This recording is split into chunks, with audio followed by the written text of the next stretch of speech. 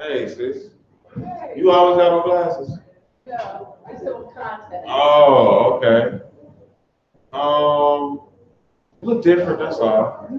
Yeah, a little younger, actually. I just turned 60. You lying. Oh, You what? You lying. No, you're not. Y'all mama 60 years old. sorry. Y'all mama 60 years old. Yeah, she just No turned 60. way. That's crazy. Y'all mama older than my mama. Emma. Yeah, my mother will be 59 this year. Yeah, she had me kind of young. Kind of young. You ready? You got to rock and roll? Yeah, okay. All right. Oh, I just told my mama at age on there. They'd be worse if I tell my daddy though. Oh, you opened up. Yeah. You ready to rock? Yes, sir. All right. Take off. Our Father which art in heaven, Our Father which art in heaven, hallowed be thy name. hallowed be thy name. Thy kingdom come, Thy kingdom come. thy will be done, Thy will be done in earth in earth as it is in heaven. as it is in heaven. Give us this day our daily bread, Give us this day our daily bread, and forgive us our debts, and forgive us our debts, as we forgive our as debtors. we forgive our debtors. And lead us not into temptation. And lead us not into For temptation. thine is the kingdom, Thine is the kingdom, and the power, and the power, and the glory forever. and the glory forever. Praise the Lord. Praise the Lord. For he is good. For he is good, And his mercy endureth forever. and his mercy endures Praise forever. the Lord God of Israel. Praise the Lord God of For he Israel. is done, for he is good, and his mercy endureth forever. He endures forever. In Jesus' name we pray. In Jesus' name we pray. Amen. Amen.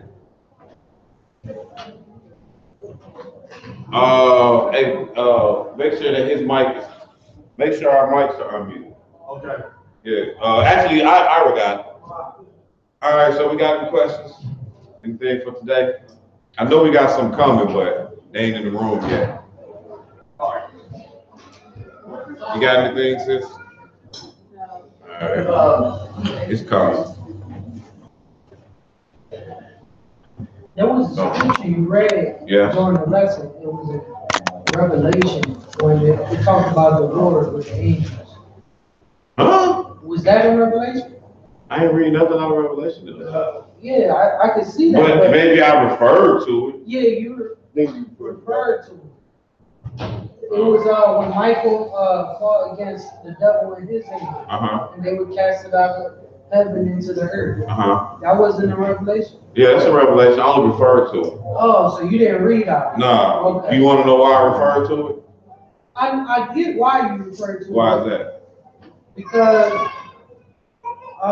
you mentioned that in the context, the way you referred to it was that there's peace in heaven now, and there is no more mess, there's no chaos, and there's no sorrow in heaven. There's only, the Lord's order. That's what I understood to the reference. You know what I'm saying? I get it. Let's turn to Revelation 12. We'll kind of skim through that while we waiting on our questions I here. have a question when you do it. Okay, absolutely. Revelation 12 and pick it up in verse 7. Revelation 12 and 7. When you get there, go ahead. And there was a war in heaven. Mm-hmm. Michael and his angels fought against the dragon, and the dragon fought his angels, and prevailed not, neither were there a place found any more in heaven. Right. And the great dragon was cast out, that old serpent called the devil, and Satan, which deceiveth the whole world. He was cast out into the earth, and his angels were cast out with him. Keep reading. And I heard a loud voice saying in heaven, now is come salvation and strength, and the kingdom of our God, and the power of his Christ, for his accuser of brethren is cast down, which accused before our God day and night. So it's a couple of things that we observe here in reading. You still haven't remembered, huh? It's a couple of things. It's a couple of things we observe here reading. In the kingdom of heaven, he says, I heard a loud voice saying in heaven, now is come salvation and strength in the kingdom of our God and the power of his Christ. For the accuser of our brother is cast down, which accused them before our God day and night. So what we do get is in heaven, there's some record of time. Even though we understand that God inhabits eternity, he said that these people are making an accusation of our brother in both day and night.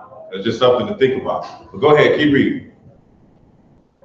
And they overcame him by the blood of the Lamb and by the word of their testimony, and they loved not their lives unto death. Go ahead. Now here's where we reference this place today. Go ahead. Therefore rejoice, ye heavens, and that ye that dwell in them.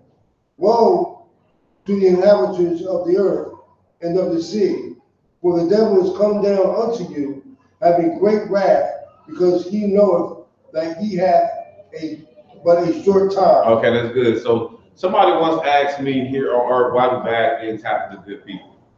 And what I had to explain to them is where we are, this is the devil's world. Notice what it said here. It said, and therefore rejoice, ye heavens, and ye that dwell in them. Woe to the inhabitants of the earth and of the sea, for the devil has come down unto you, having great wrath. And because he know he have but a short time. So it's like Satan is here. And in other places call him the prince of the power of the air, king of this world even. So him and his angels, let's turn over to Revelation chapter 18. He and his angels are here on this earth. So with him and his angels being here on the earth is a hell of a place. That's why we do have all these sicknesses and diseases, because these boys got to have something to do. You know, and when we refer to this, when I referred to this in the class, just because it was saying, woe be to the inhabitants of the earth. You know, but Revelation chapter 18, and pick it up at verse 1.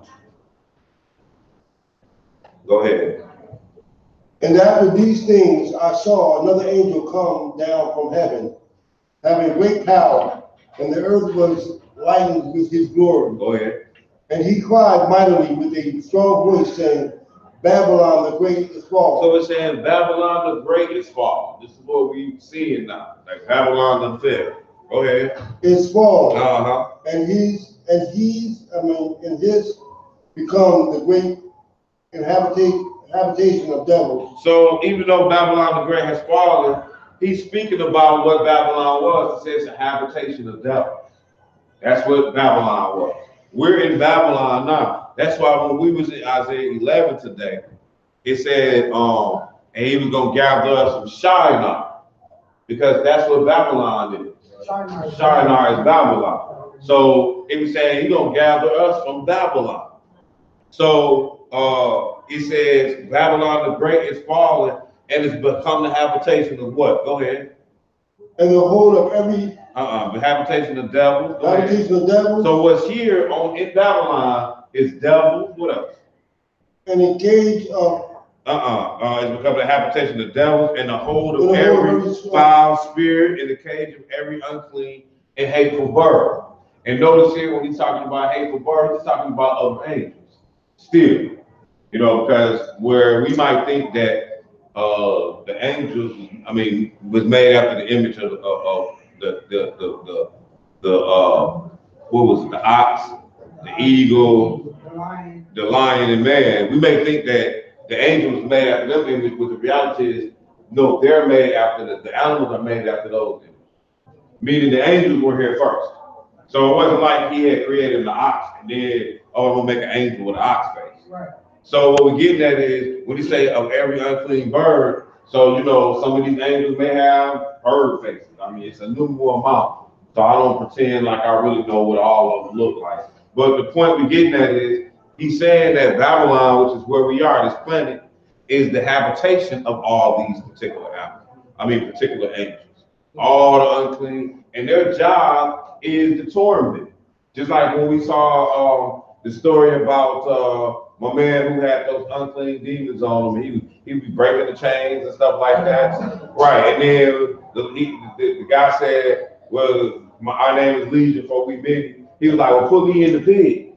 And the pigs ran violently away and committed suicide. Now, I mean, I watch animals. I watch a lot of them. Animals don't commit suicide, but the devils start messing with the animals' heads. And so just think of the torment that that the devils is putting on people if it caused pigs to want to just go run off and kill themselves. Right, so I use that in reference today just to show that I referenced what happened in the war in heaven because it said, woe be to the inhabitants of the earth. And I was just trying to show when we look at our sicknesses and our diseases, that if there's an innumerable amount, ain't no telling how many devils you got around you, Jake. You understand what I'm saying? Like it might be like 50 of them around you. Yeah. Devils. Now the spirit of God should be there too. Like it says, let's go over to Psalm. Let me see if I can find the scripture real quick. But the spirit of God should be there as well. So it should be a spiritual war going on around you. And you may even hear it sometime. Let me see, we're gonna go to Psalm. Give me a second here. Psalm 34. Before you get into that, I wanted to also add, is it a good, add or ask? I guess ask. Is it a good attribute to say? I mean, it's really just a saying, not really something you could read. But you know how they say, like for the misery loves company. Yeah, misery loves company. So you can attribute that to Satan and his angels, right? They want more company when it comes to living in this hell and stuff like that. I don't know, because I don't know if they live in hell. Well, I mean, it's hell for us. I don't know what you call what they're, they're in hell because they're not in heaven, but I don't know if they living in any type of misery. But they don't want us to be out of misery, right? I don't know what they want. They just doing their job. Okay. You know what I mean? Like that's not. I don't. You're asking me. Do you know how roaches think? What about ants? What about spiders? Yeah, that's where we're getting at. Okay. We got an innumerable amount of angels. It's impossible for me to tell you how the angels, like, what do they really think, short of what I can read. Right. You know what I'm saying? I don't know if they want you to be tormented or if that's just what they do.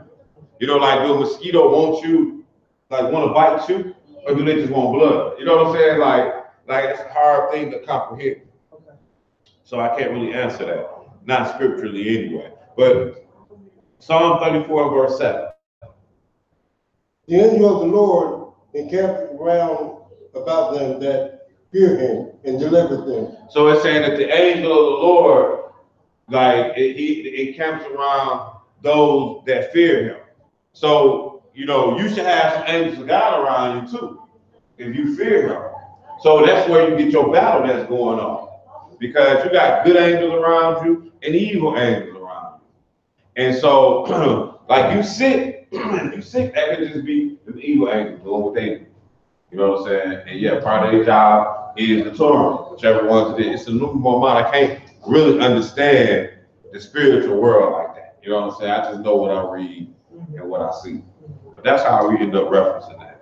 Sister Mill? Yeah, so let's piggyback a little bit first off of Jacob's question. Is it feasible to say that Satan knows at one time that he want to take as many people with him to hell? Like, does he know he's going to hell? We can answer that. That's kind of like what I wanted to say. Okay. Let's go over here. Do you need to get your other question in, or wait till we answer? Okay. Okay. No, because sometimes you have two questions, and if I don't get them both in, I don't get yet. So but let's go over here to Peter. Let's see.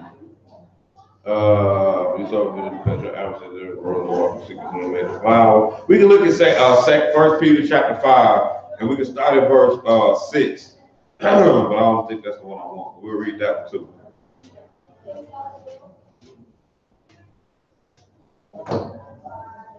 So I'm looking to see the other one that I might want though. But when you get there, you can start to read. Yeah, 1 Peter. 1 Peter chapter 5, and pick it up at verse 6.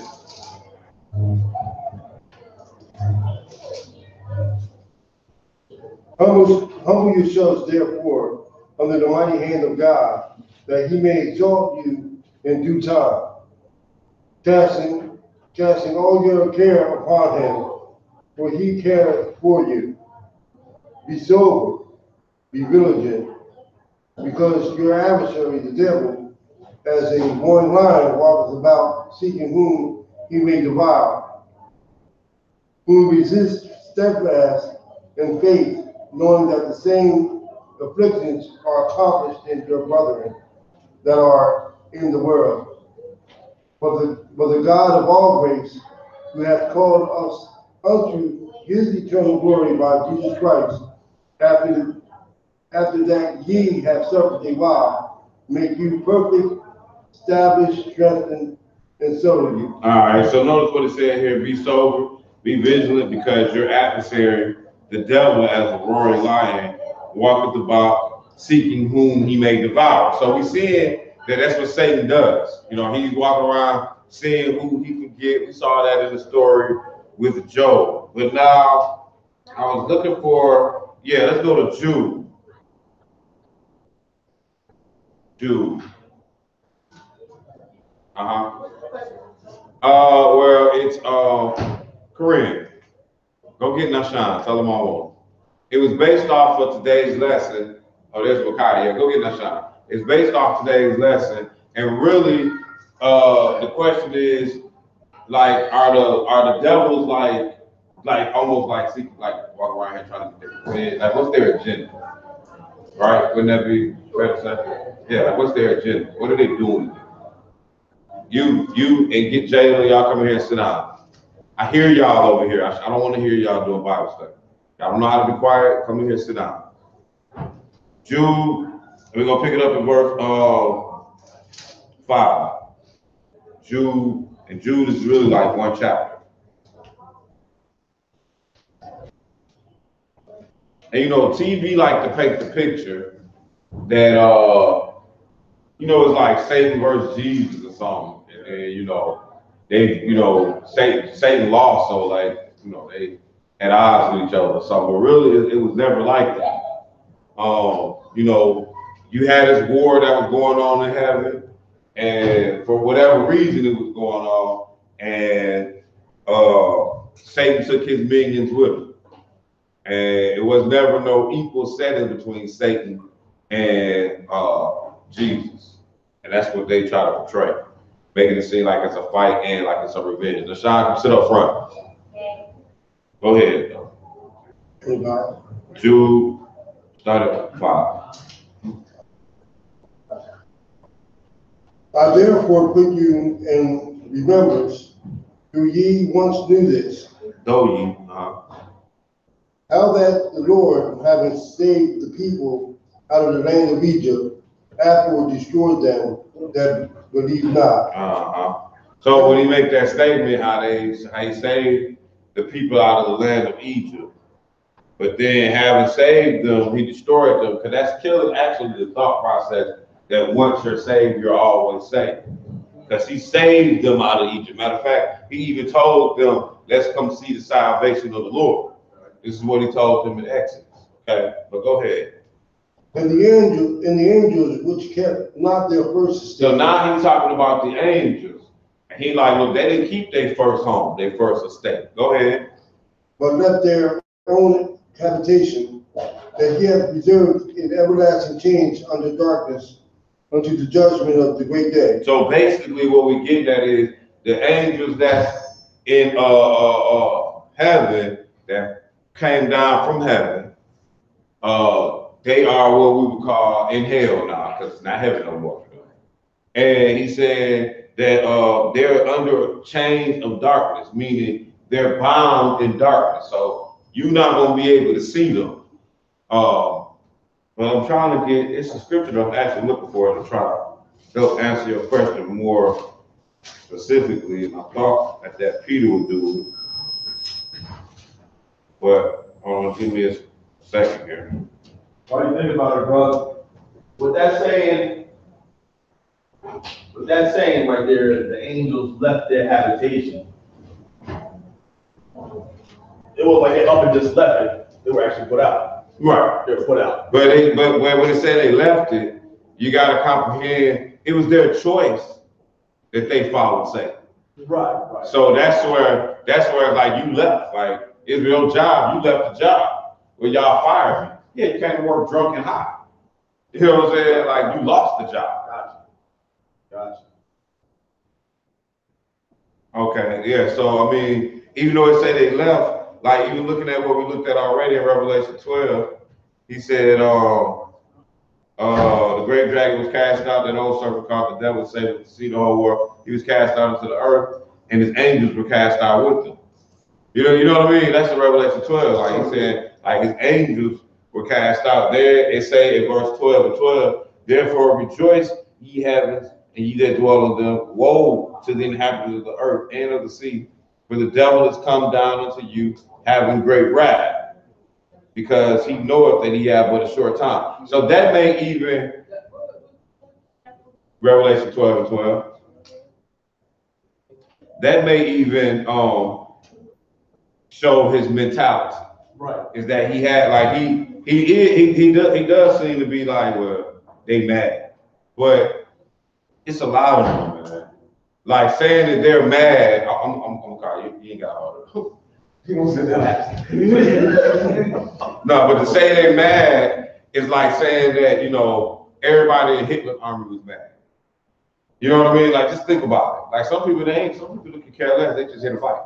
They're just here to do their job. So, you know, but as a whole, we seeing that they do seem to be a little pissed off. Right. So it could be where, you know, we're gonna get our revenge now. Like, you know, it could be that. But let's see, this is what I was looking for. But you know he's going to hell. I know when Jesus spoke to you know, the man who had devils in him, he said something like, why you come down, it's not our time. Yeah, right. He did make that statement, like you come to torment us before time, or something to that effect. Okay. But they would probably know they want to take us to. But we're gonna go over to 2 Peter now. That's what I was looking for before. 2 Peter 2. Y'all go. I hope you and your family feel better. I remember. What was it? The couches. I texted you. Thank you. Oh, you text me good. I'm gonna forget it. That's why I told you to remind me to start with. Yes, the couches. Thank you. I told you that I remembered it. Yeah, after you went back there and threw up on the couch. Yeah, threw up and left, huh? All right, says peace to you. 2 Peter, and yeah, and we're gonna go to 2 and 4. Chapter 2 and verse 4.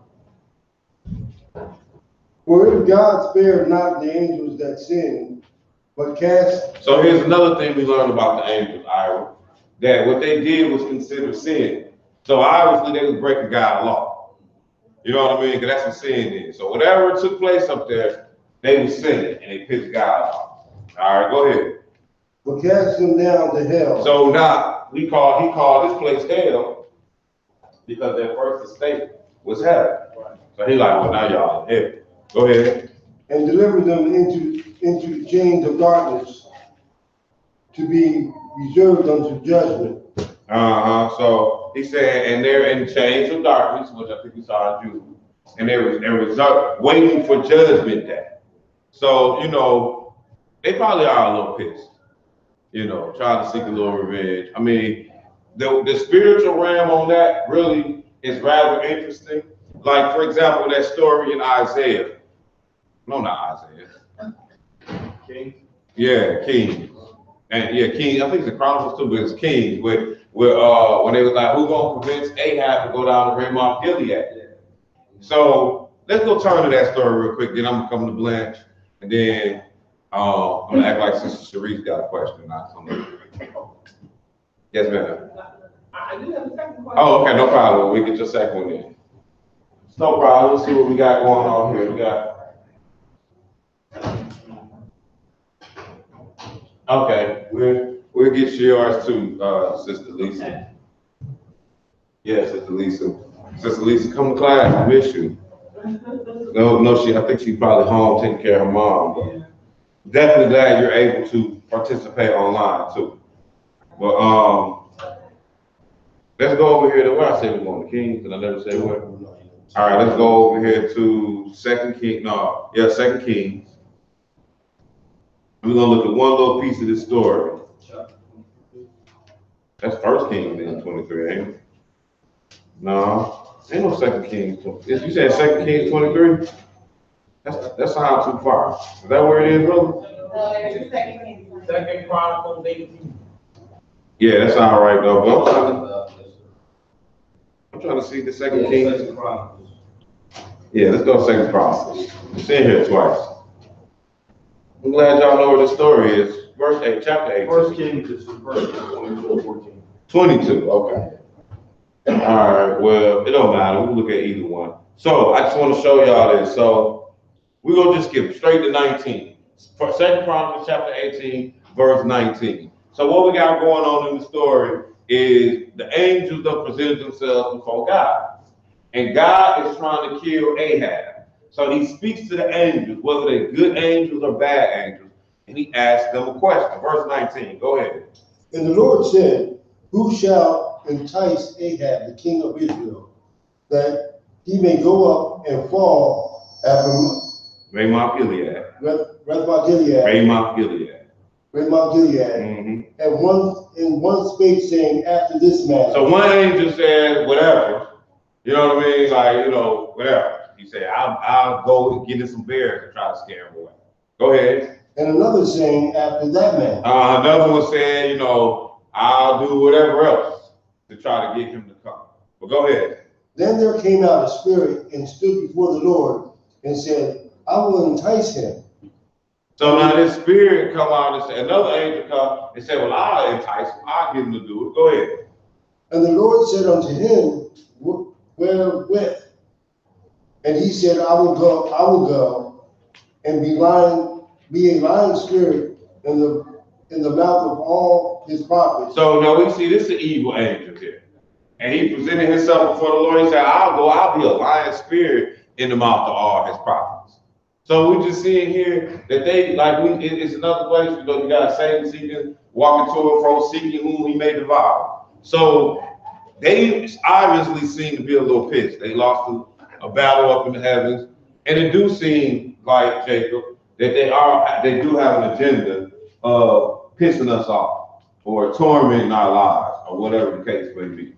You know, so, you know, just from the things that we read, and we do see that the evil angels, they got access to go to God. They talk to God, you know, and I just find it amazing that the Lord talks to the angels and discusses people. Like when Satan was called to the Lord, he said, consider my servant Job. I just find it amazing because someday it'll be your day. And I just find that amazing too. Like, consider your servant Ira. You know what I'm saying? Well, let's just see what Ira gonna do today. And then we also see that some of these evil angels, they go back telling. Now, Sean, now how dare they be finding out? The Lord, when we find out, when them angels go and tell, they say, you know, some kind of way, it get conjured up in my spirit. Yes, sir. You know what I'm saying? Like, really, I don't be knowing how y'all do stupid stuff. You know what I'm saying? But that's even in relationships. You know, man go out there or the woman go out there. Like I say, if a man thinks that he gets a spirit of jealousy, you know what I mean? So it's like some spirit come upon him of where he feels jealous about his wife. Or these women, I've definitely known this to happen. They got that feeling that they man out there, you know, even though they might be putting the clues together, you know what I'm saying? It's because some women be blind. But all of it is spiritual angels out, you know, it's angels out there. And they in your head. And sometimes the devil be in your head. And he be playing stuff that ain't even, people like, man, you tripping. You know, I ain't did nothing to you. You know, so, and yeah, so I hope that helps clear up some of what we discussed and what we've been talking about so far. Part two is sort of, I guess, on the same realm. In the lesson this morning, you kind of talk about, you know, the devil, when you sick, and you know how Jesus was casting devils out. So worry. So that person, I have a tendency sometimes to worry. To what? I'm sorry. To worry. Yeah, to worry. And you know, I know God is there. I need some scriptures that it's in God's hands. Leave it alone. Let God handle it. I say that constantly, but I need some scriptures that help me with worry. Okay. That's pretty good. One of the ones I look at is, we'll let Jesus go first. So we'll go to Matthew chapter 6. Matthew chapter 6. And that's interesting. And a lot of times it's a lot of different things that help you overcome those type of anxieties. You know what I mean? Like it just sometimes it depends on the set of circumstance. You know, whether we going through hell or whether we, whatever the level of anxiety is. But let's look at some of the scripture and see what it say here. So we're going to go to Matthew chapter 6 and pick up verse 25. Therefore I say unto you, take no thought for your life, what ye shall eat, or what ye shall drink, nor yet for your body, what ye shall put on. Is not the life more than meat, and the body than raiment? Behold the fowls of the air, for thou shalt not, neither do they reap nor gather their barn. So Jesus telling them like, look at the birds. You know, he said, look at behold the fowls of the air. They sow not, neither do they reap. Go ahead. Yet your heavenly Father feedeth them, and ye are not much better than they. No, he said, aren't you better than them? So he's telling you something like the birds of the field, they don't plant nothing. They don't do nothing. All the birds do. Fly, eat, have babies. I mean, that's really all they do, you know what I mean? So he says, but at the same time, he says, behold the fowls of the air, for they sow not, neither do they reap, nor gather into barns, yet your heavenly Father feedeth them. Are you not better than them? So he's saying, like, you better than they are. He gonna feed them, feed you. Keep reading. Which of you by taking thought can add 1 cubit unto his stature? Then he's saying, like, what can you do about it anyway? Which one of us just having a thought can, don't worry about that, fix it. Which one of you having a thought can make yourself taller or shorter? Go ahead, keep reading. And why take you thought for raiment? Consider the lilies of the field, how they grow. They toil not, neither do they spin. And yet I say unto you that even Solomon in all his glory was not arrayed like one of these.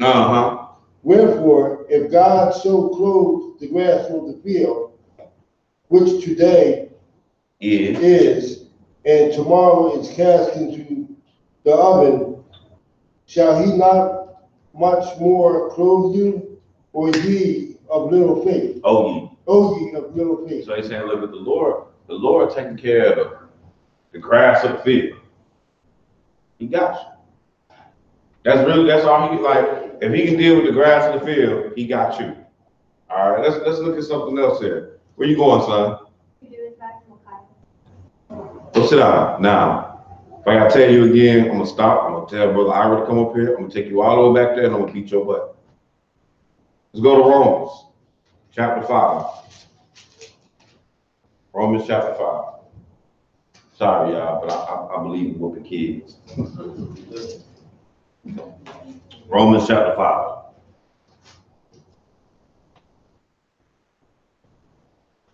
And we're going to pick it up at verse 1.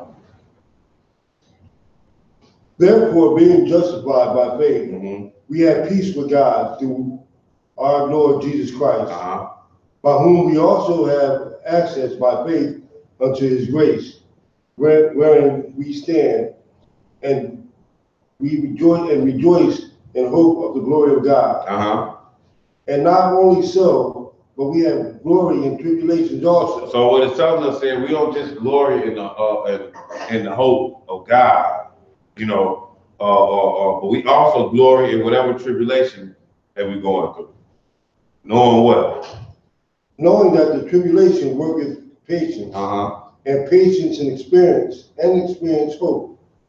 And hope maketh not ashamed. So when we go through things anyway, it's for your good. That's what we're getting at. It says that tribulation is gonna work patience.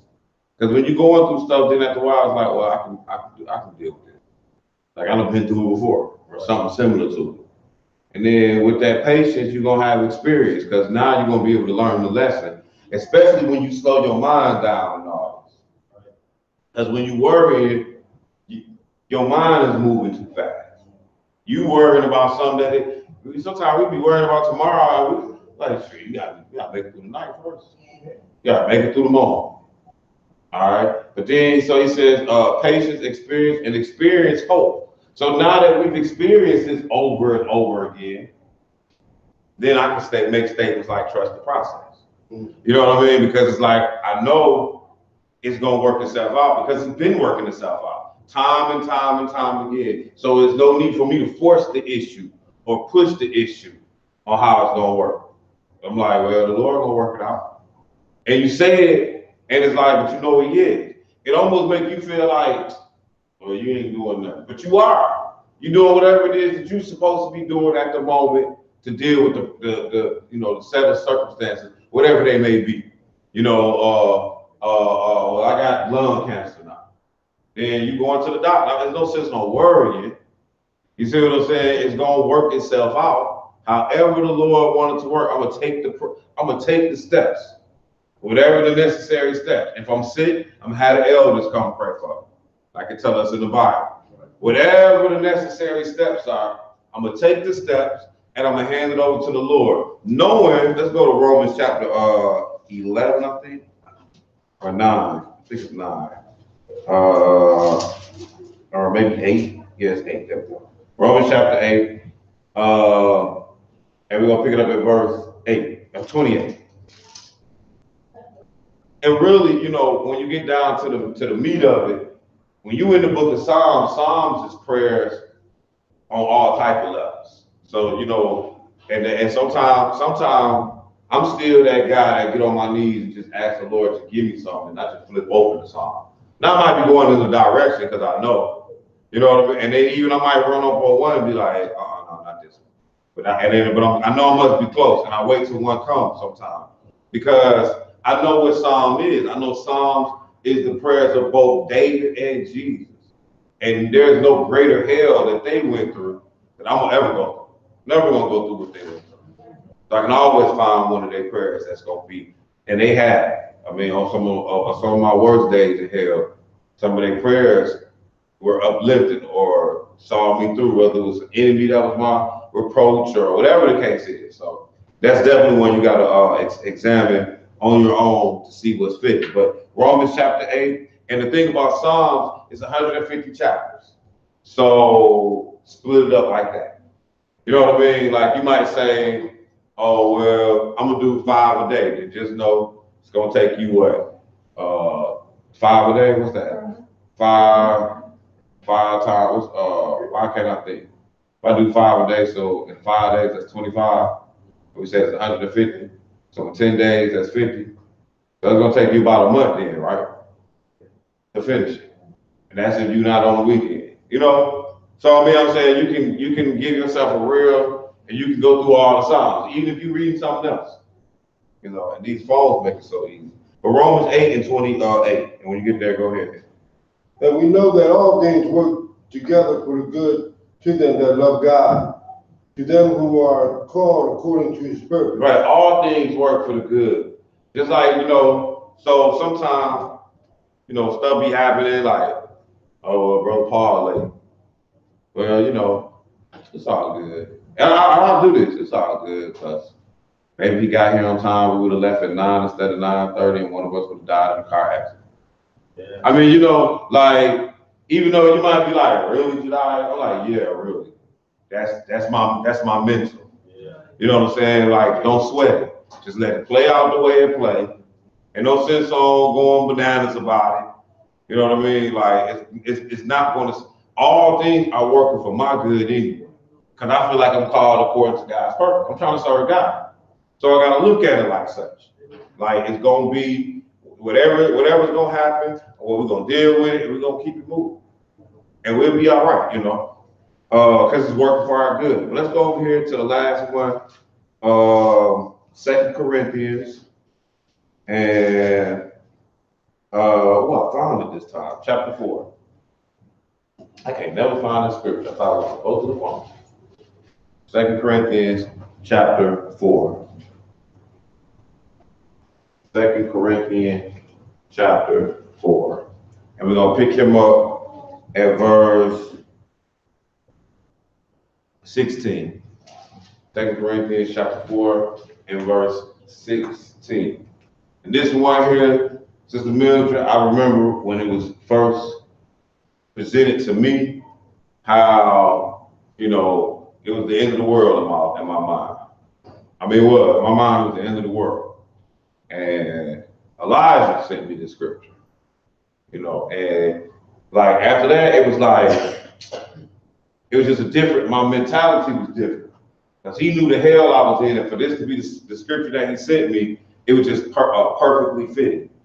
But 2 Corinthians chapter 4, verse 16, when you get there, go ahead.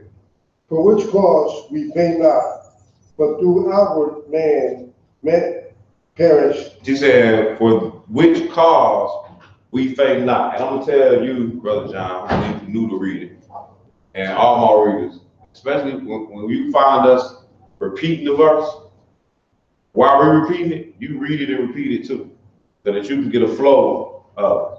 Also, and I'm not having this problem with you or with Brother Paul who read today, pause at commas, stops at periods.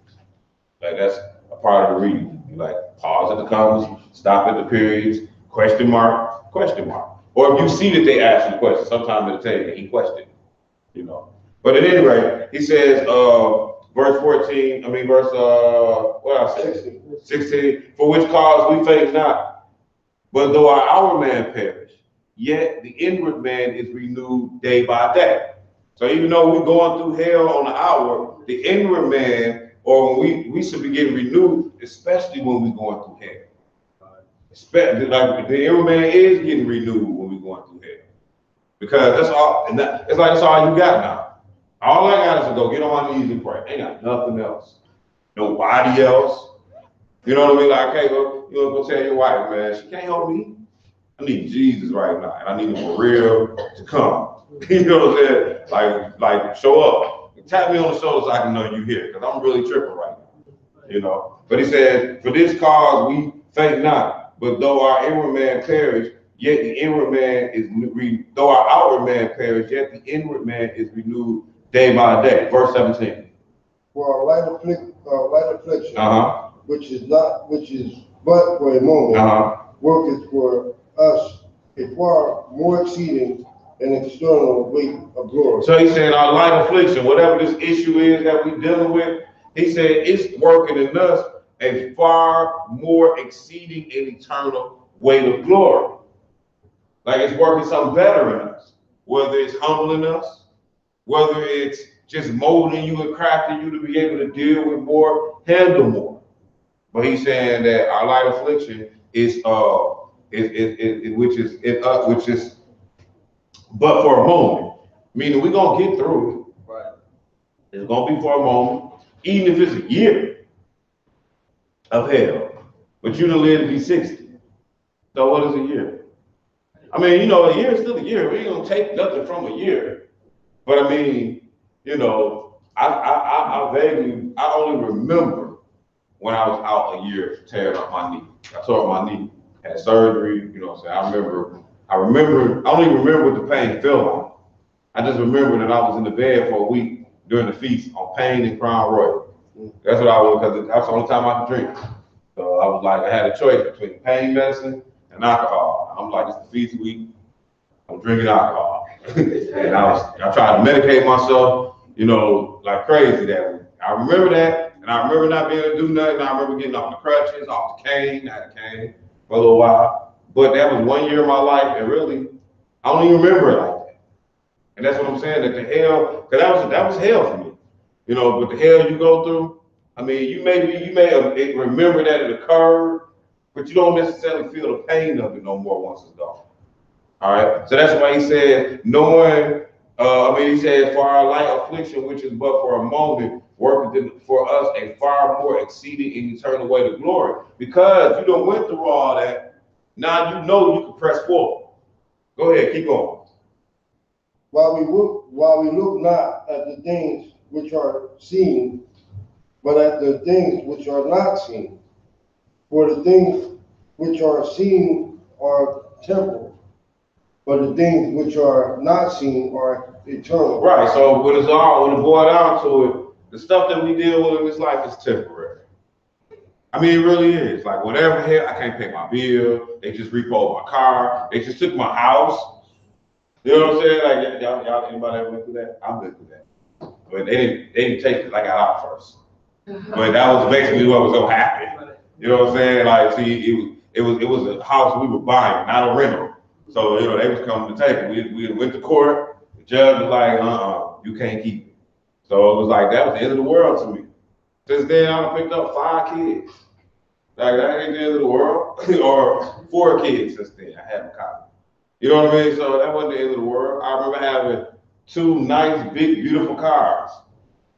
Now I don't have no car. No, oh yeah, they took both the cars. Yeah, I mean it was just a rough year. Yeah, it was like a whoa, like I was going through hell on top of hell. You know what I'm saying? But now, like life way smooth, and I don't even feel none of that. And I done lived way better than I done had. Like I remember Mr. Pryor said one day. He said, "Man, you know, he done blew away $1 million because he know he can make $1 million." And that's the whole thing. Like money come, money go. We'll be all right. You know, and if you do lose it all, you got it once. You really can get it again. You know, if you want it. You know, so that's just the thing to look at it. Like the Lord is saying, it's really temporal. The thing that we go through, whatever the case may be. You know what I'm saying? It's short, and sometimes it's not. I'm just saying something. It's funny when you can't think of these scriptures. You just can't think of it. It seems like you just got all your problems at you. You know, you don't even come to mind. But I thank you for trust the process, because when you said the song, I should know this song off the top. I do. Trust in the Lord with all thy heart, and lean not to your own understanding. In all thy ways acknowledge him, and he shall. Right, Joe. So I thank you. Man, praise the Lord. Praise the Lord. So yeah. See, I asked your question and didn't even know it. Didn't even go to the right scripture. I just threw it out there. What you got, who says? In Jude, when you was talking about the angels in chains, are they in chains? What does that mean? Okay, very good. We'll look at that real quick. Jude, and then we're gonna get to Sister Sharice, and then where's Brother Chris? Oh, okay, all right. So then after that, Brother Chris, what we're gonna start doing, y'all, just so you know, I will be up here for an hour or so, give or take. Especially as it starts getting later in the year and Sabbath goes longer. And then we'll have one of our brothers come up and deal with the rest of the Bible study. But I'll still be here. But you gotta realize that our Bible study is here, as well as you see, I'm online, even though we ain't got no questions today, but we do got some viewers though. But I'm sure if they got questions, they'll definitely ask. So make sure that you're repeating questions up here too. We're gonna get a handheld mic, because one of the things that I picked up this past week, somebody said, yeah, we have great Bible study, but what was the questions? You know, so I'm like, oh, okay. So we're gonna have, we're gonna catch up. We're gonna move in a direction. Let's put it to you like that. We're gonna move in a direction. Not gonna say a different one, but we're gonna move in a direction. Jude chapter 1, and pick it up at verse 6, and we're gonna look at this. We're gonna examine or comprehend this real quick. Jude 1-6. When you get there, go ahead. And the angels which kept not their first estate. So the angels who their first estate was heaven.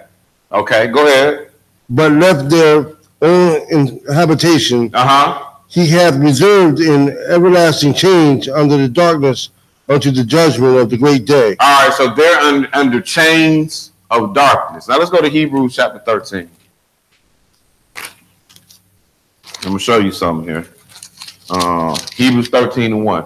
So the angels that got kicked out of heaven are under chains of darkness. Now, the first angel that we ever see that got kicked out of heaven was Satan. All right. And we're going to get into that story, but I want us to read this verse first. So Hebrews 13:1. When you get there, go ahead. Let brotherly love continue.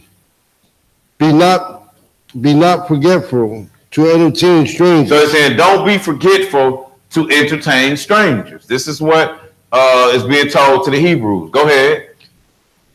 For thereby some have entertained angels unaware. He said, some of us have entertained angels unaware. Meaning, you know, you went to the gas station and somebody asked you for some money and you handed it to them and they said, bless you. And you really seemed to catch that blessing that day. That could have been the angel that you were dealing with. But you could see that angel. But it was a stranger. So he's saying, don't, you know, or somebody just came and helped you out of the clear blue. Whatever the case is, don't worry about color. If a person was black, white, stop analyzing it so hard. The Lord sent an angel your way. Okay? Well, what he's saying is, in Jude, Satan angels can't present themselves to you because they are under chains. That means they're locked, but under chains of darkness so that they can't be seen by the naked eye. So let's go back to this Genesis scene here. Let's turn to it real quick. Genesis chapter 3. And we're going to look at verse 14. So when we go to Genesis, now Satan, we understand that old serpent, the devil, was in the Garden of Eden. And when he was in the Garden of Eden, he was able to be seen, talked to, everything with Eve, one-on-one. We even saw that he was beautiful when we look in Ezekiel chapter 28. We see how beautiful he is. Whereas we made of dirt, he made of precious metals and precious stones. I don't even know how you managed to pull that one off, but that's God. And the stones was made before earth was. You know what I mean? Like, what I mean by that is, it wasn't like, oh yeah, let me grab them off the earth.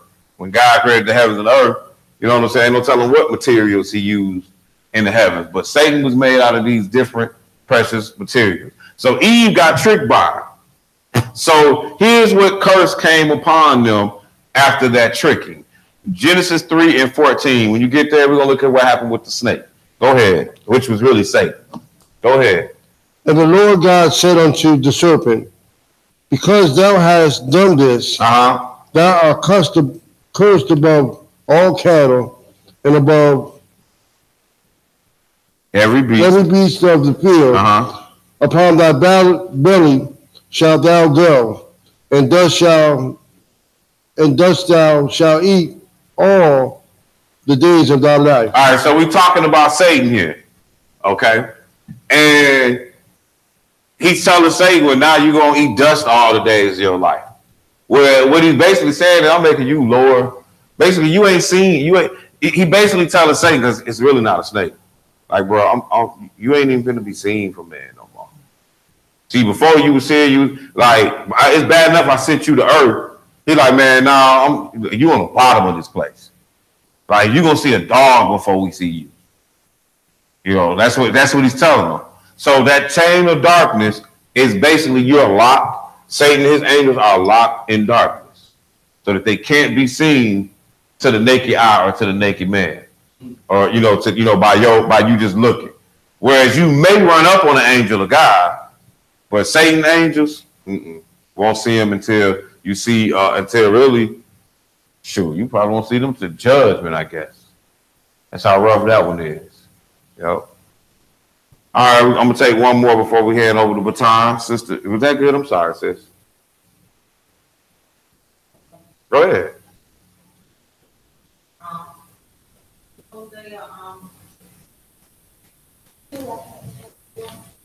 Hosea chapter 2. Hosea chapter 2. Hosea chapter 4 and 16. Okay. Go check that one out. Is some reason why they playing with the mics back there, or? Oh, I get it. Y'all should have told me that. Because really, it would help if we just angle the mic your way. Oh, you saying that won't work? Oh, okay.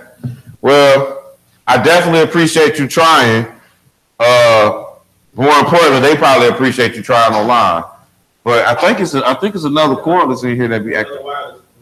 Yeah. Yeah. But I don't even know where it is. Y'all see it somewhere? And what you do when you pass it around, is it right here? Oh yeah. Okay, no problem. And what you do, it need batteries. Is just make sure people get in that mic. Might need them, I don't know. But I got the ones that was back there. And I don't know what these are. These not rechargeables, are they? These Thunderbolt? No. Okay. Hosea 2:16? All right. That's okay. Go ahead and read that verse, John.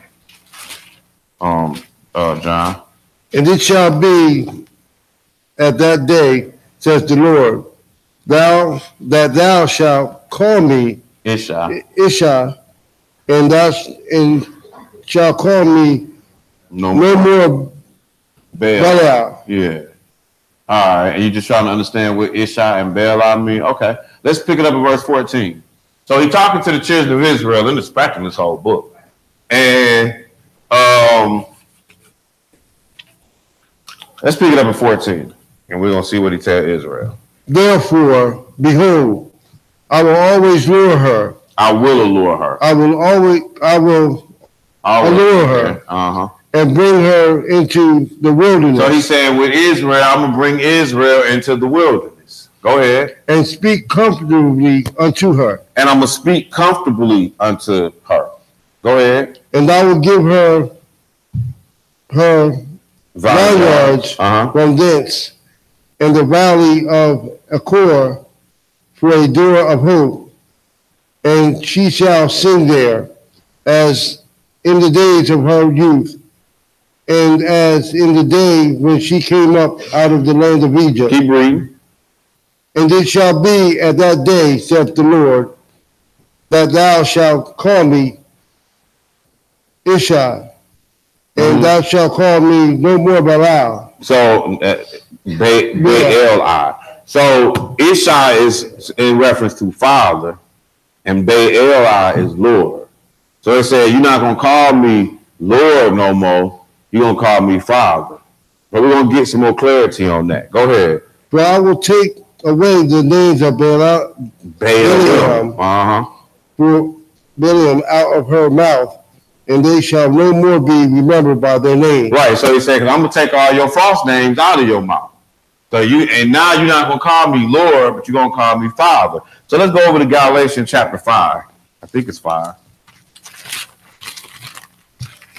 So he said, I'm going to do this to Israel when they get out in the wilderness, or when they get out of when they get out into the wilderness. I think we're going to 4. We're going to Galatians chapter 4.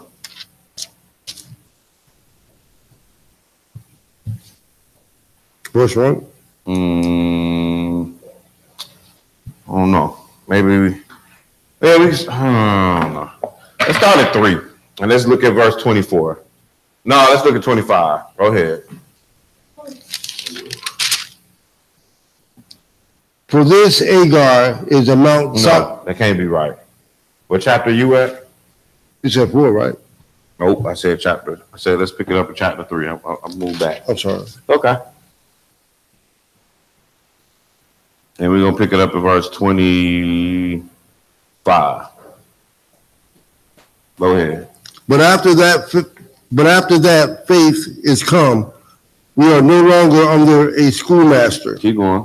For ye are all the children of God by faith in Jesus Christ. So again, we're looking at being no longer being called calling. Give it to Nashan. Is it ready?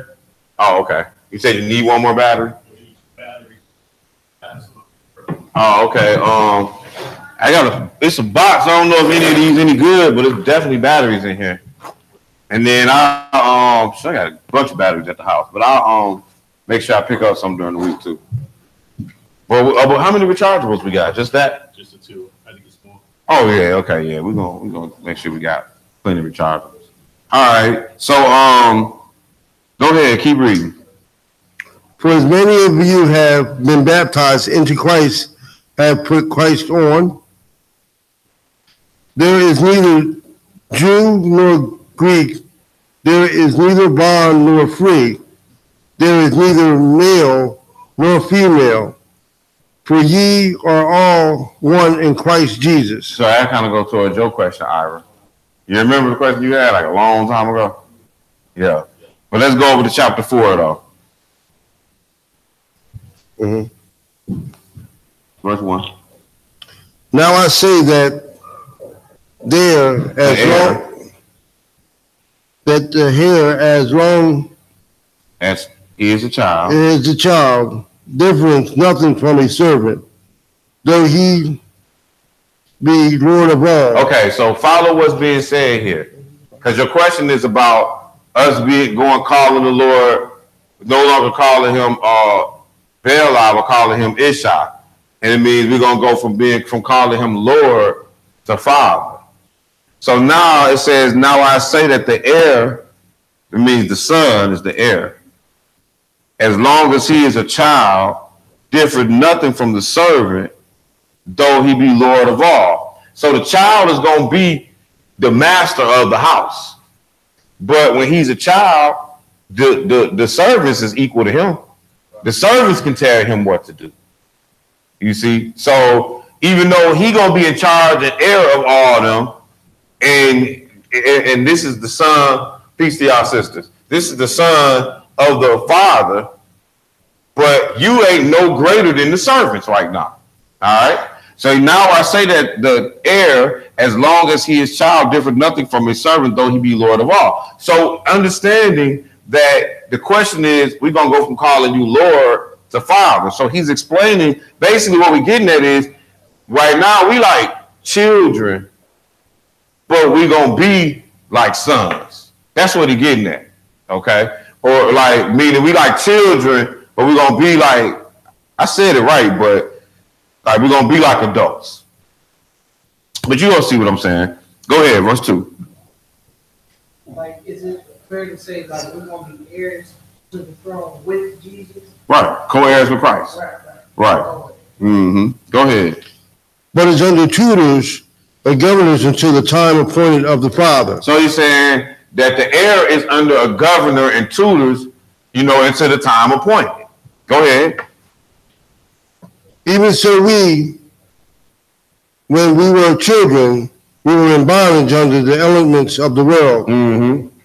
But when the fulfillment of the time was to come, God sent forth his son, made of a woman, made under the law. Go ahead, to do what? To redeem them that were under the law, that we might receive the adoption of sons. Right, so that's what we're trying to become. We're trying to get adopted into the family of God. So that's why we're trying to call him Father instead of calling him Lord. And that's really all that we getting at when we is in that Hosea. We said we're not gonna call him Ishai, we're gonna call him, or we no longer gonna call him Baalah, but we're gonna call him Ishai, because we trying to leave that Lord Master term and go to Father Son term. That makes sense? All right, praise the Lord. No problem. Is the mic working? Let's see. We're gonna see if it's working. We can hand you the mic.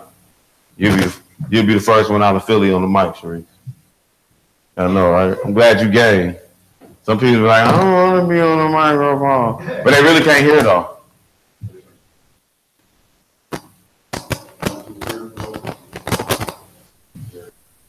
Just trying to spark the little taste. I that one. Oh, this one? Oh, I was messing with these. This right here? These antennas? These antennas? No. Pick that up. Oh, just this. This one. Oh, Is that down there? Oh, it's not pretty hard. that's okay, man. Oh, yeah, you are tripping. I see what you're saying. Gary, try 9, Gary. Now, you got to realize when you're plugging this up, that number 9 got to be running from back. Oh, you telling them to try number 9 out there to it? Okay. 6. It was on 5, and you tried to do it. All right. Well, go ahead with your question, sis. I'll repeat it.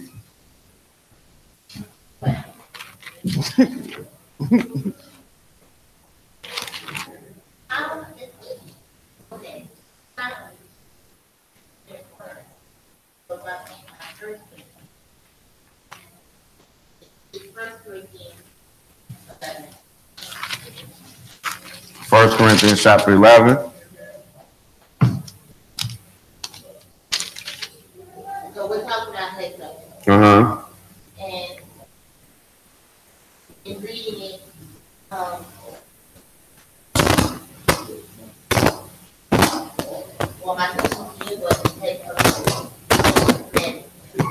Is it a commandment? Okay. And I question it because of 11:15. Mm-hmm.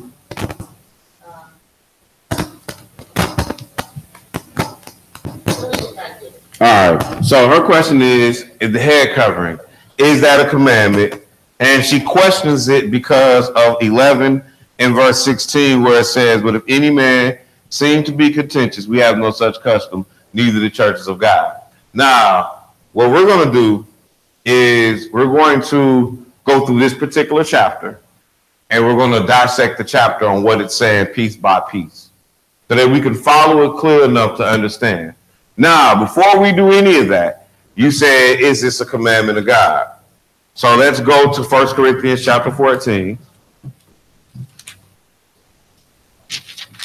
And we're going to read verse 37. So we're going to first establish whether what we're reading by Paul, whether this is opinion, and he tells you when he's giving an opinion, or whether he commanding us to do something, okay? And we got to remember that the Bible is written by the inspiration of God. So, it ain't here unless God wanted to be here. And God eliminated what he wanted to eliminate. So go ahead and read that. 1 Corinthians chapter 14 and verse 37. Take off, my brother. If any man think of himself to be a prophet or a spiritual. So would you consider yourself a prophet? What about spiritual?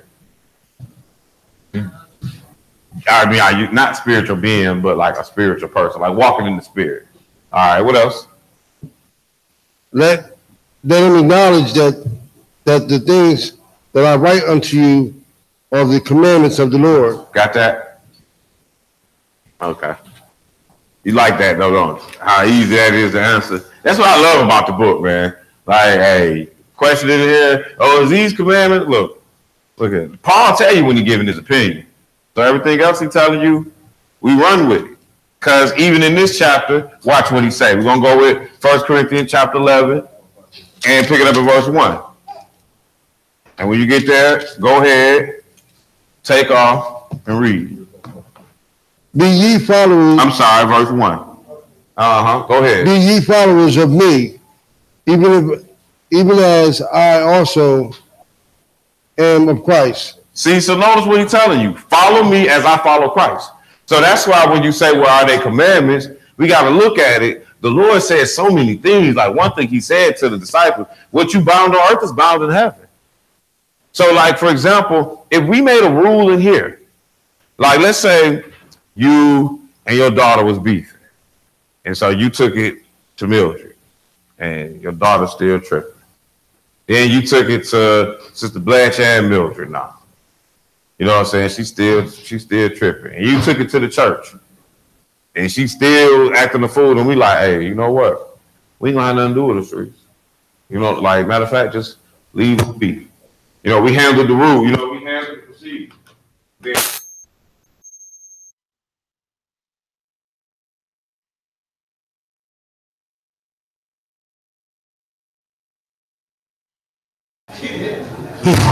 please turn out one. Yeah, there you go. Well, I guess we found a mic that works. Yeah, that's a good thing.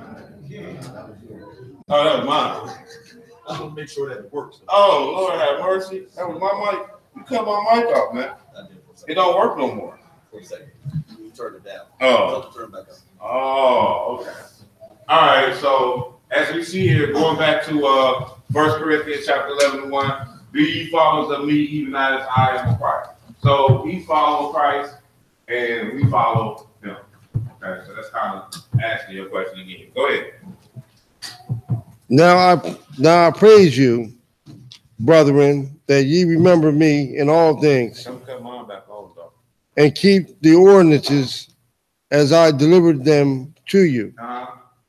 But I would have you to know that the head of every man is Christ, and the head of every woman is man, and the head of Christ is God. I'm sorry. Brother Tyler, you're on speakerphone. Can I help you?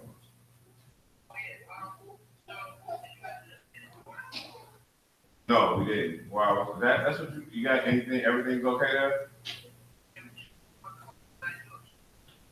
Yeah, we are doing question and answer. All right. We'll shoot the boo-boo later, man. See, Dr. Backside.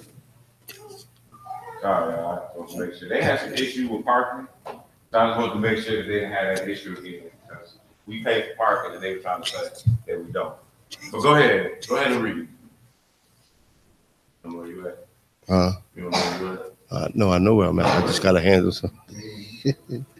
4. Now, Every man praying or prophesying, having his head covered, dishonors his head. all right, so now it's showing here, if a man pray or prophesy with his head uncovered, he dishonors his head. So really, he's dishonoring God. Head covered. Yeah, sorry. With his head covered, yeah, he's dishonoring God. Because God is his head, and he was told not to pray that.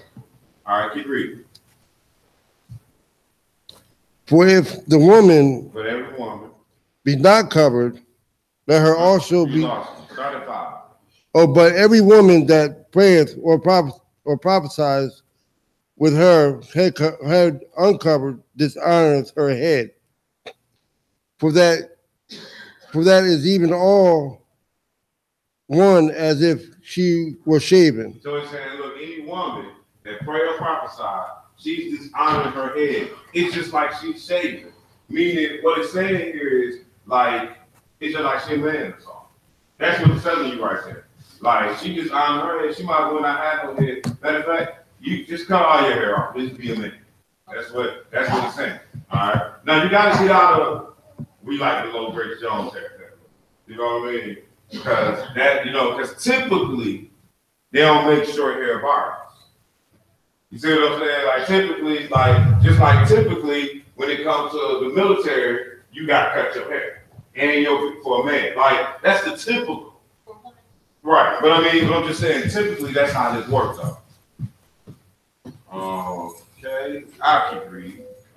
It's verse 6. It says, for if a woman be not covered, let her also be shorn.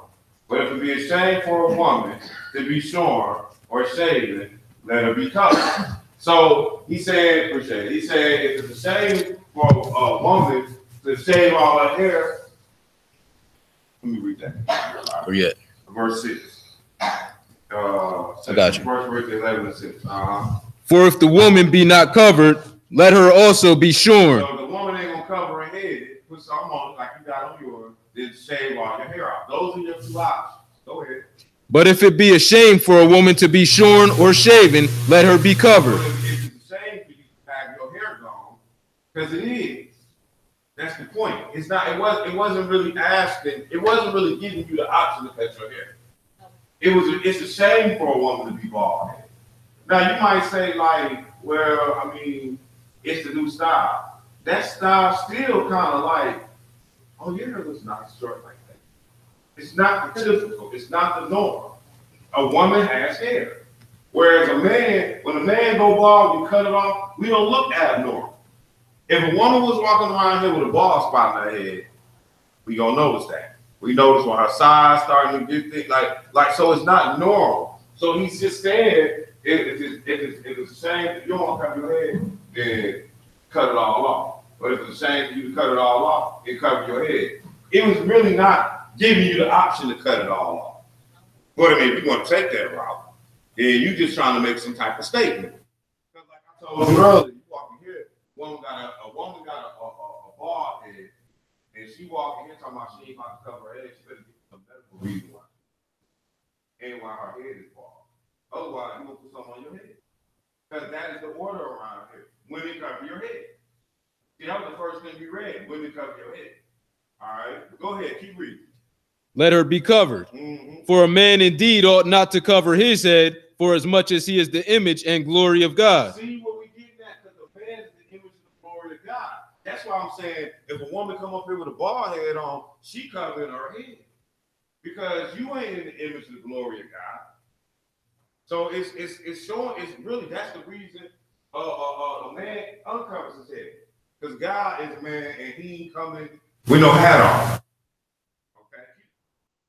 For as much as he is the image and glory of God, but the woman is the glory of the man. See, but the woman is the glory You made Ira look good.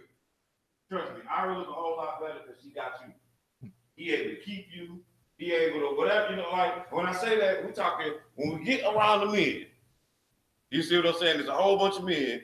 You got some men who ain't got no woman, and you got some men who got women. And the ones who got a woman, like, it's like, dang, look what you got.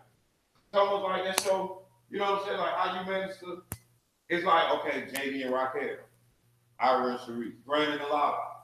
You know what I'm saying? It's like it's together. You know what I'm saying? And so that's your glory. Okay, keep reading. For the man is not of the woman, but the woman. I ain't saying the man, the man is not of the woman. I mean, the Lord made me first. But go ahead. But the woman of the man. Neither was the man created for the woman, but the woman for the man. And that's one that we be losing. The woman was created for the man. Now see, the men sometimes we get nuts or something. You know what I'm saying? Like, we created for you for what? To help you. You know what I'm saying? But still, on the same token, women let the men lead and then help us accomplish whatever this goal is that we are trying to accomplish as a team, as a unit, whatever. And that doesn't just apply in your relationship. That applies even here. And I'm not even saying that that's not working here. You know what I'm saying? But I'm saying, or within our church. Like, we don't shut the women down in church. We don't sit them in the corner somewhere. Like, you help us. Like, call Israel Church of Jesus, see who answers the phone. Sister Shelley gonna answer the phone. You know what I'm saying? And she gonna get the message. The reason I know she gonna get the message and get it to who we're supposed to get to, because I don't been the one getting the message to the phone. You know what I mean? Like, meaning she got the message to me. She did her job. I didn't answer that phone. I ain't got time to answer that phone. I'm not about to answer that phone. You know, because the number for it, wherever lots of work. You see? So what I'm saying is, like, it's a team, it's a group. And for a man to say, well, I don't need the woman, you're an idiot. You see what I'm saying? So they don't treat her like you don't need her. But then at the same time, you know, women, remember where your role is. Like, God made him first. Don't get happy because now we're in some new society where it's 50-50 love all of a sudden. After taking pentagram and came on the scene. Now everything's supposed to be even. It's not. But don't get it twisted. The burden of this place falling don't fall on none of y'all sisters. But it would though. Because you wasn't there for your man to keep the men up to the task. But it still fall on the men though. See, that's what I'm saying. Work hand in hand. If it don't go right, it work hand in hand. But it fall on the man. But like I say, the woman like what you was doing. Because we read about your job. You know what I'm saying? You can work diligently with your hands too. You know what I'm saying? So what was you doing while the house is falling? You know, but at any rate, he says, for if the man is not of the woman, but the woman of the man, neither was the man created for the woman, but the woman for the man. Verse 10. For this cause ought the woman to have power on her head because of the angels. Right, so now we say spiritual warfare going on, that the women are supposed to cover her head for the angels. Now, I don't know what type of helmet this is for the women. You see what I'm saying? What type of protection this is for the women. But obviously it does. Where maybe the men, I'm not going to get into the spiritual realm of how angels look at it with the covering on and off. But it's in the numeral amount. Okay, go ahead. When you ask that question, I remember I think it is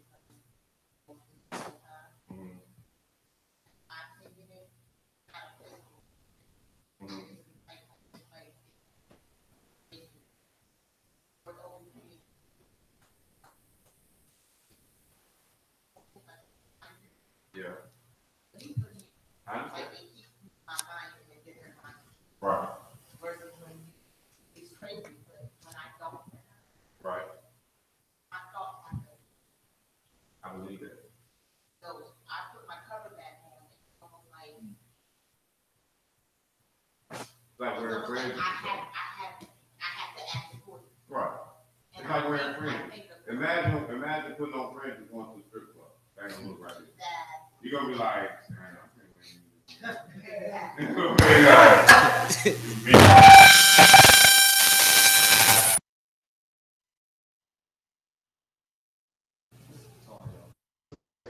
So I get that. But the reality is,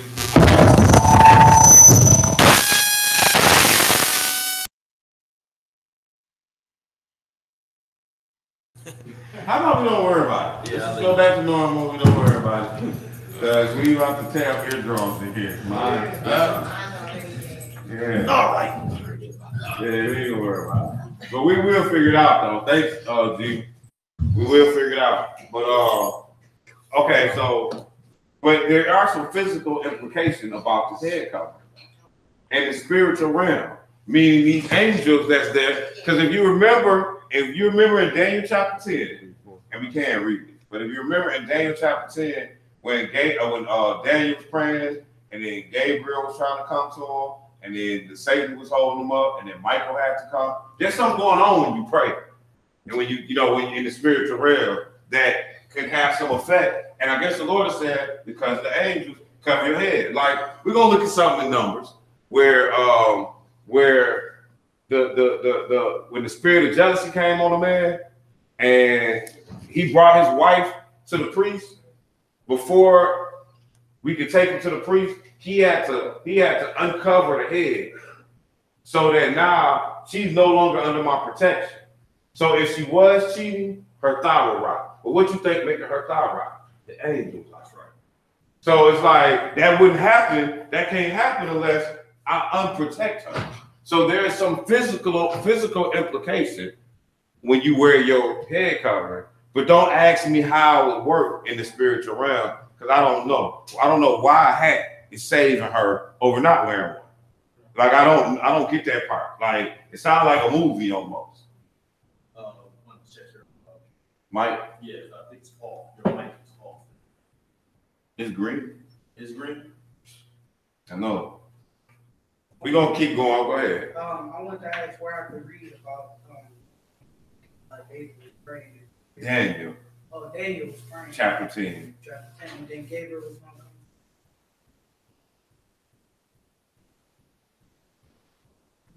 You don't got to do that now. I just wanted to read them. Okay, do that. Because I really want to turn it over. Yeah, go ahead. Right, but I want to answer the question, though. So it says, for the man is not of the woman, but the woman of the man, neither was the man created for the woman, but the woman for the man. But this power ought the woman to have power on her head because of the angel. Go ahead, verse 11. Nevertheless, neither is the man without the woman, neither the woman without the man in the Lord. We need each other. Nevertheless, neither the woman without the man, because I won't be here if it wasn't for my mom. Like in so many ways, you know what I mean? So it's not like we just gonna act like men didn't just come from a woman. But go ahead. Nevertheless, neither the man without the woman, neither the woman without the man in the Lord. So notice what it just said. Neither is the woman without the man in the Lord. So all the sisters gonna need a man. And I don't mean need a man like need a man in your bedside. I don't mean that. I mean you're gonna need a man as in you need some man to guide you. So you're gonna have to have a man. You know, even like I said, you don't have to have one laying next to you. That's not what he's telling you. But he's saying here in the Lord, like nevertheless, neither is the man without the woman. Because I wouldn't be here if it wasn't for no woman. But then it says neither the woman without the man in the Lord. So you gotta have it. That's the way God set it up. Makai.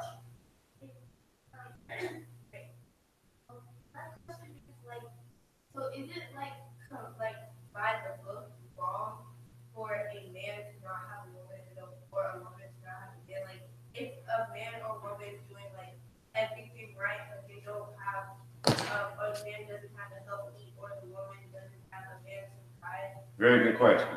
Very, very good question. We're gonna come right back here. Let's go over to chapter 7. We're gonna come right back here. That's a very good question, Makai. No, it's no problem. As a matter of fact, Paul gonna say that's why we're going here. I'm gonna make sure my baby knows you ain't got to have one, man. Right. Paul say, look, you don't have to marry to a man or a woman. You don't have to do those things. All right, and we're gonna see why. We're gonna pick it up at 1 Corinthians chapter 7. We're gonna come back, y'all, to 1 Corinthians 11. We're gonna go to 1 Corinthians chapter 7, and we're gonna pick it up at verse 25.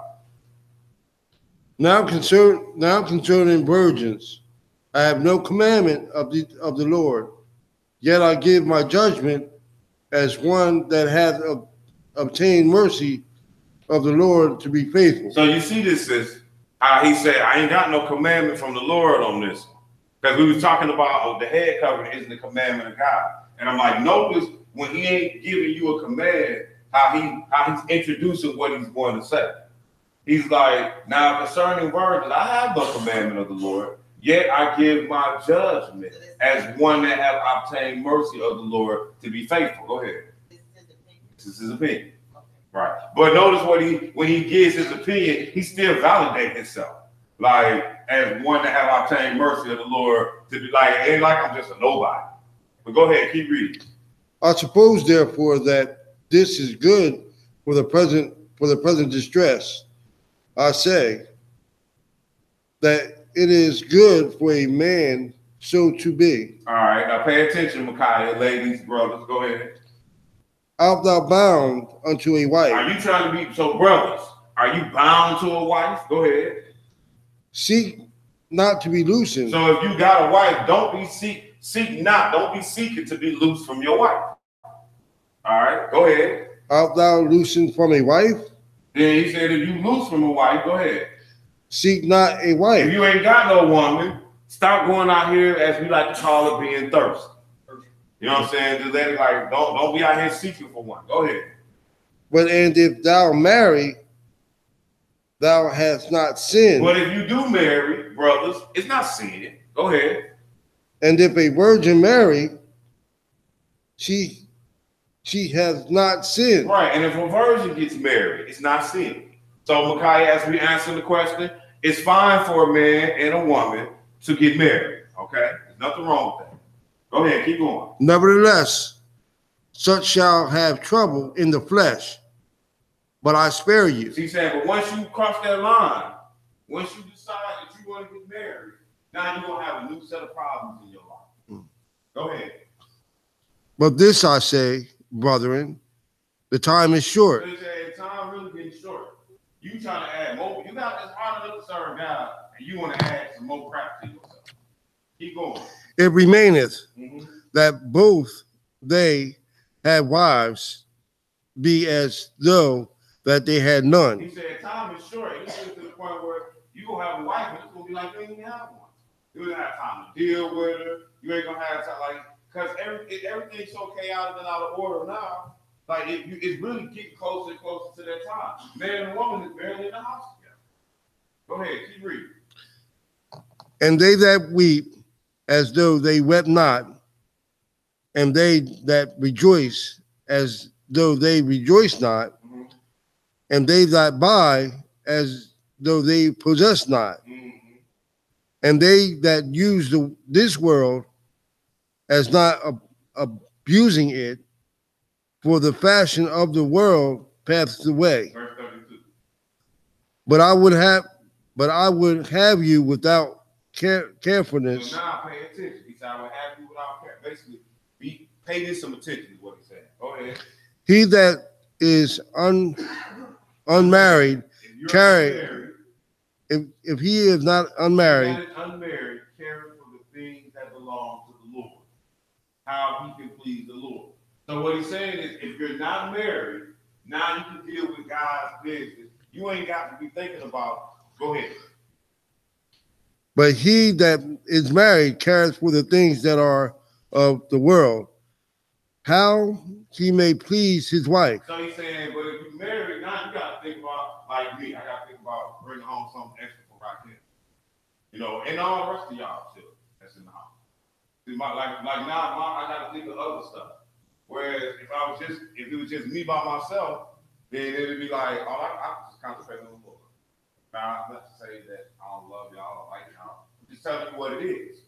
Like when I go to work, I got to think about when I go to the store to buy something, when it's time for me to eat dinner, whatever the case is, I got more people to think about now. All right, and Paul is trying to share with you, like you ain't got to add this extra burden on you as we walk to the end day. All right, keep going. There is difference also between a wife and a virgin. Mm-hmm.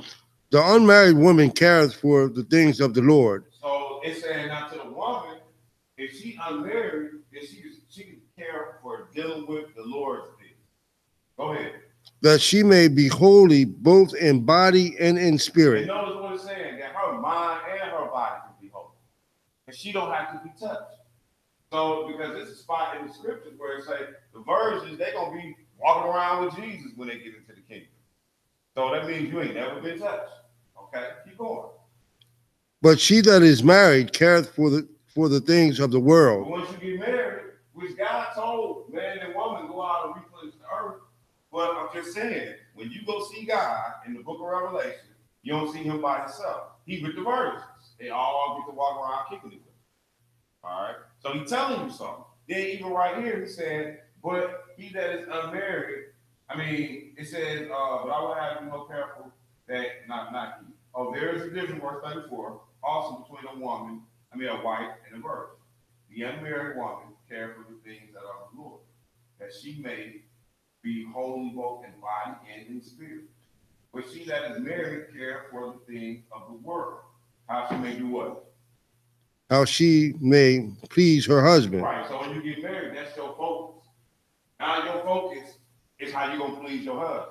That's why you hear Brother Art say all the time, women got it easy, all they got to do is follow their husband. Well, kind of. And that's not entirely true. You know what I'm saying? Because you still got a mind up here. And if your mind is wicked, you ain't getting salvation. So you got to work on your mind. But for the most part, though, as far as the actions are concerned in your house and in your life, I mean, if he say you can't do it, you can't do it. If he say you can do it, like you can basically make him your fall guy. He your safety, he your net, your husband is. Well, my husband said something. My husband said, you know, and that's the safe place. But so to answer the question, Micaiah, no, you don't have to be married. Not like you're getting commanded to be married. But go ahead, sir. No, not at all. Either one. Whether you get married or whether you don't, both of y'all gotta serve God. What it's saying to the married is you got a whole other set of problems. And to the unmarried, you have less problems. But if a brother can't hold himself, it's better to marry than to burn. That's what he was gonna say next. Hold on, Micaiah, we still gonna get to you. Go ahead, Mark. I just wanted to point out. No, you don't need to point that out. You don't need to point that out. Right, no, you don't need to point that out. Go ahead.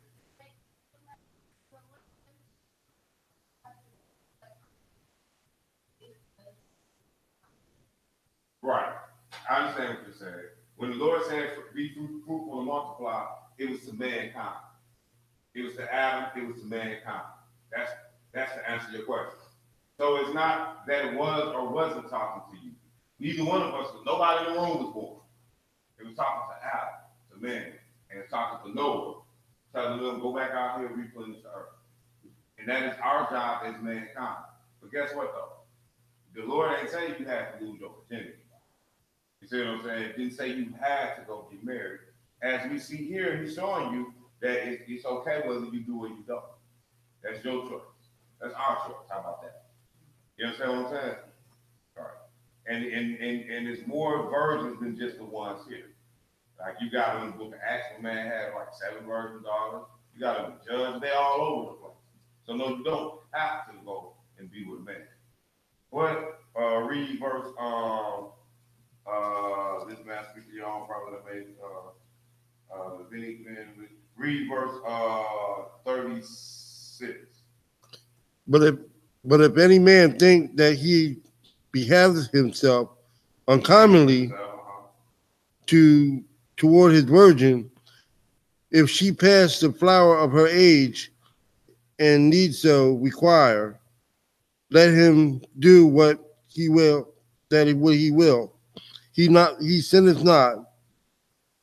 Let them marry. So basically we're saying, if you got a virgin, she's getting old, and you feel like y'all want to have children, then go ahead. You're doing fine. Go ahead, keep reading. So then that he giveth her in marriage, so do as well. He that giveth her in marriage, do as well. Go ahead. but he that giveth her not in marriage doeth better. Right, but if you don't marry, see what it said? You're doing better. Because we see, chances are in this society, you're going to marry. And when I say this society, you're going to marry, because around here, that's the only thing that correlates having relations. You understand what I'm saying? Is marriage. So it ain't like you get to play around like these folks out here in the world that you set yourself up to go to heaven.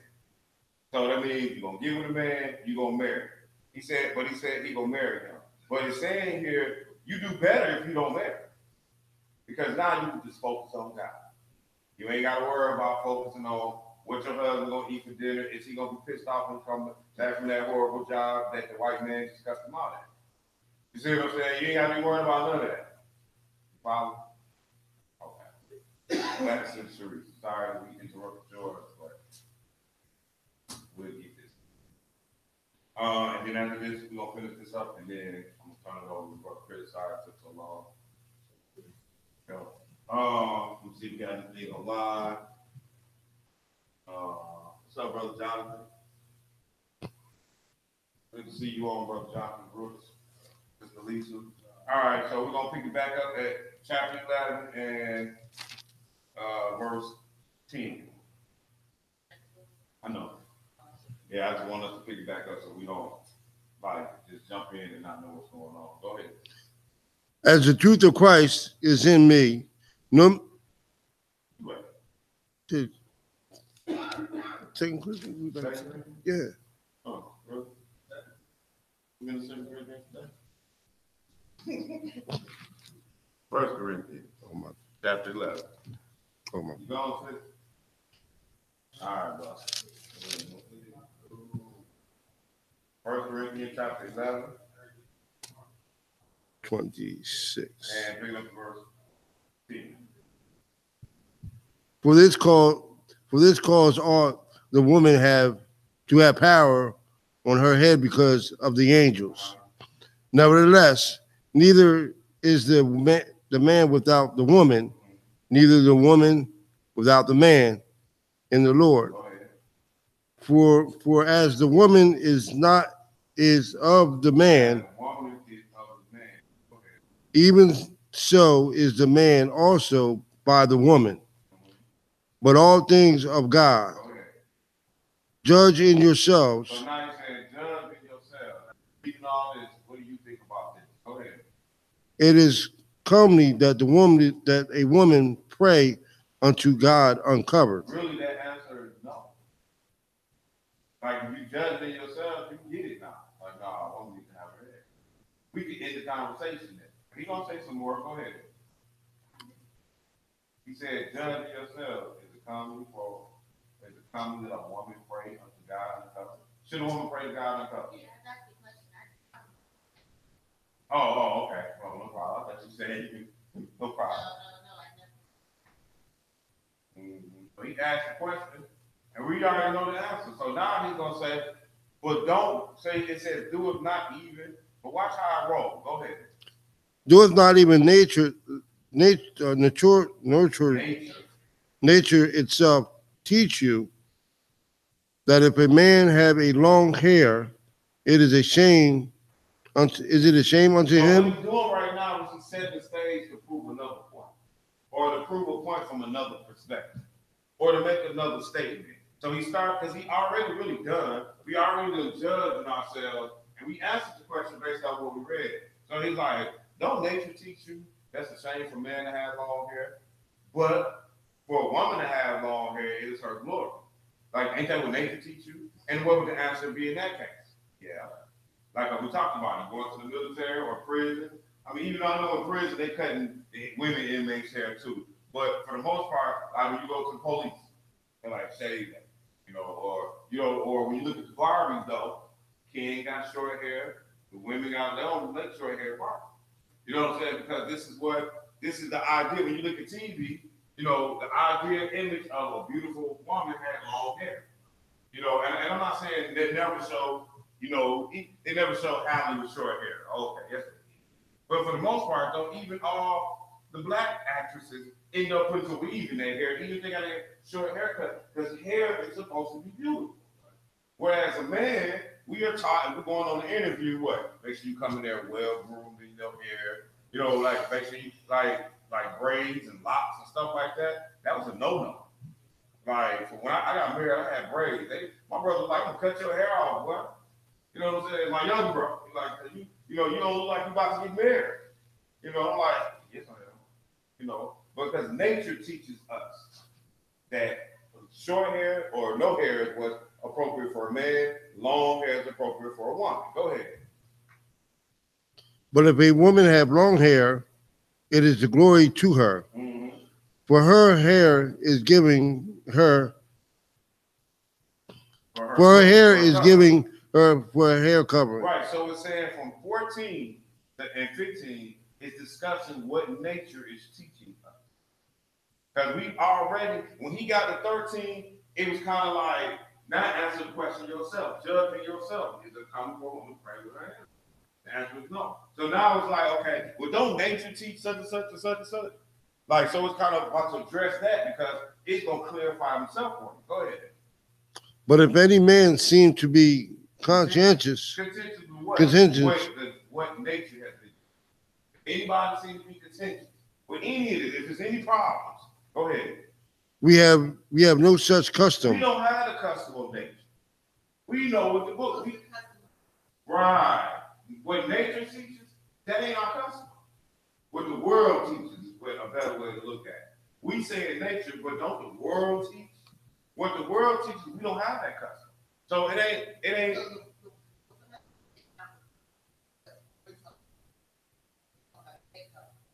No, the custom we're talking about is the long hair for a woman and short hair for a man. That it's a shame for a man to have long hair. We don't have that custom.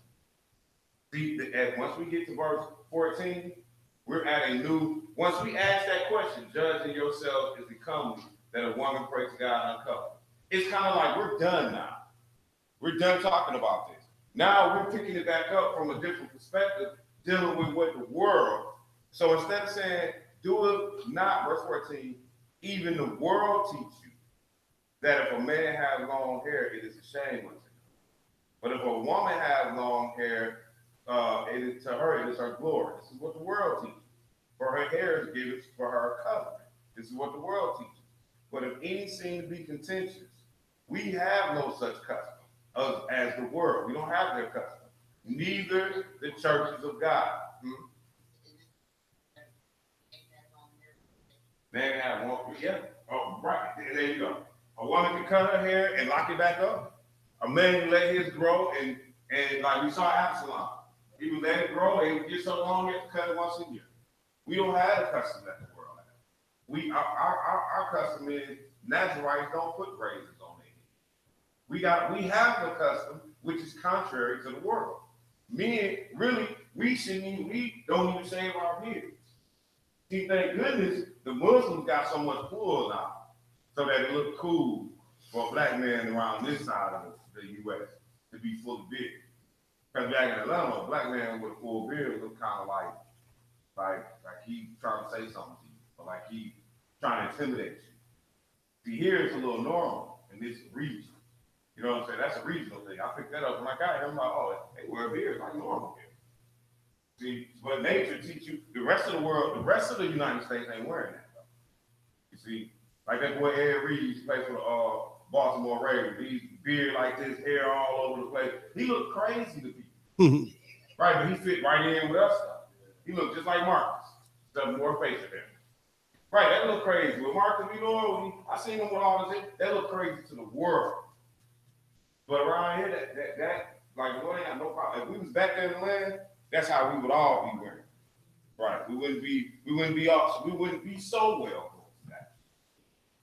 Right. So hopefully that helped clear it up a little bit. Did it? Say no, we'll go some more. Say no, we'll go some more.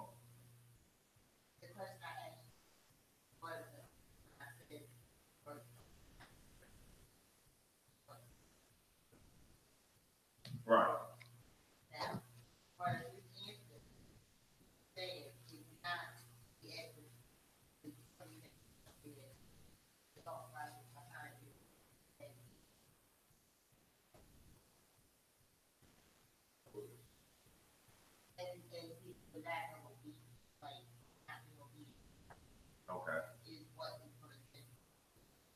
So if a woman didn't want to cover her head, we call it, we want to say that she did a little stuff.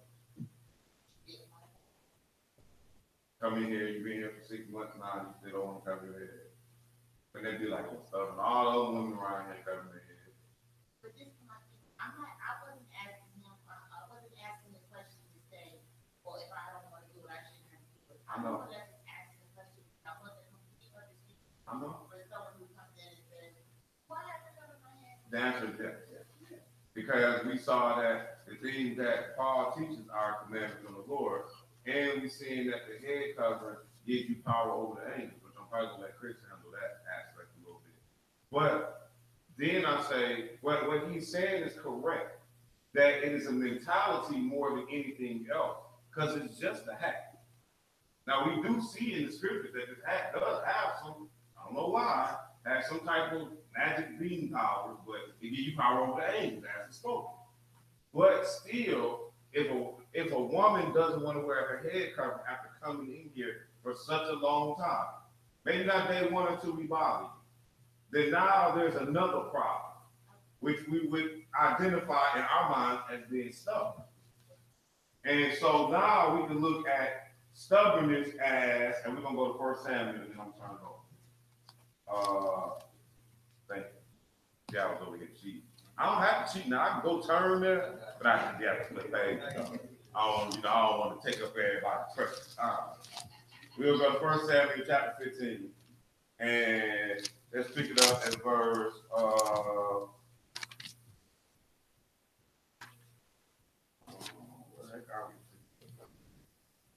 Verse 23. For 15 to verse 23, 1 Samuel, take off. For rebellion is as the sin of witchcraft, but stubbornness is as iniquity and idolatry. See, so now he like, look, you're stubborn. That's why I'm asking. Like, wouldn't that be kind of stubborn? And the answer is yes. Well, that's like idolatry. So then, really, when you look at it, the answer is yeah. But when you ask me, I'm scared to say, to answer your question, it's a level of sin. Like, who go to heaven or hell, I ain't gonna put you there. You know what I'm saying? I'll let the Lord make that call. But I follow where your question is coming from. That level of stubbornness, it gets you in trouble. Just like idolatry would. It's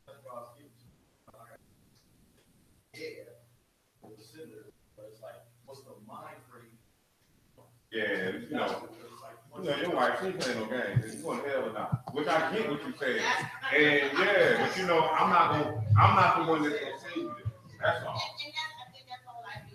I just said I'm not gonna kind of the way you actually put it. I'm not gonna say that to them, but right. And that's why I was actually asking what I said earlier. I knew he was right. Yeah, she did say that. Why he was right. Yeah, she did say she knew you was right. That's what she said. Well, if nobody got any questions, can you show them the spirit that I prayed today? I don't know. And look, here are questions here, and they'll be up here all the time, but nobody's asking questions today. It's just kind of commenting.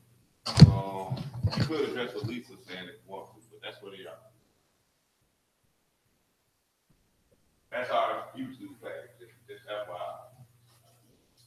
Don't come right back in here. That's what I got to do. Oh, man. Peel? So, all right, well, when he come back, I'll go ahead.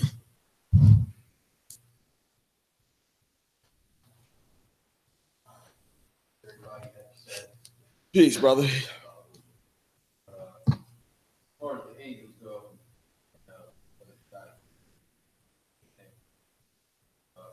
I'm sure I've read about a custom they had back.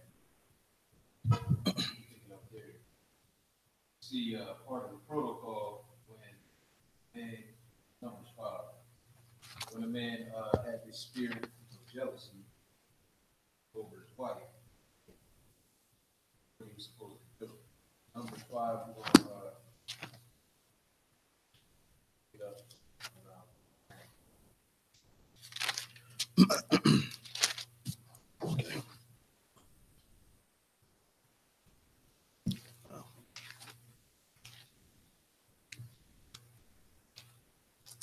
because again, you know that the Lord he really dealing with the heart. I mean, he says he tries the reins and the heart. You know, in another place, in Psalms, it was 139. He had David to write, you know,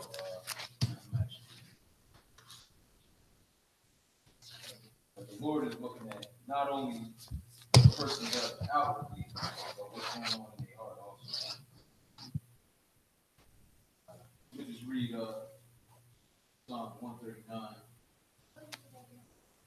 Yeah, you can stay there.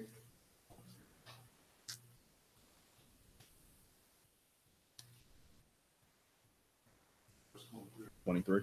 Got you. Psalms 139, verse 23 and 24. Search me, O God, and know my heart. Try me and know my thoughts, and see if there be any wicked way in me, and lead me in the way everlasting. All right, so a lot of the things me and Brother Ivan was actually talking about this out there, that the Lord has set up are outward things pointing at something inward, like even the circumcision. Like all the way back, you know, he had Moses to write that, you know, even though Moses gave the circumcision a physical act, it was done to a male child on the 8th day. You know, he had Moses to write to circumcise the foreskin of your hearts. I mean, it was always pointing at something inward. And that's what the Lord deals with. So he says here, search me, O God, and know my heart, try me, and know my thoughts. Because even like, I believe J.D. read in his lesson in Hebrews, you know, he said that the word is quick and it's living and powerful. And it says later on, it's a discerner of the thoughts and the intents of the heart. So the head cover is pointing at something, it's pointing at subjection to the order and, you know, the way that God has set things in order. But back to Numbers, the 5th chapter. And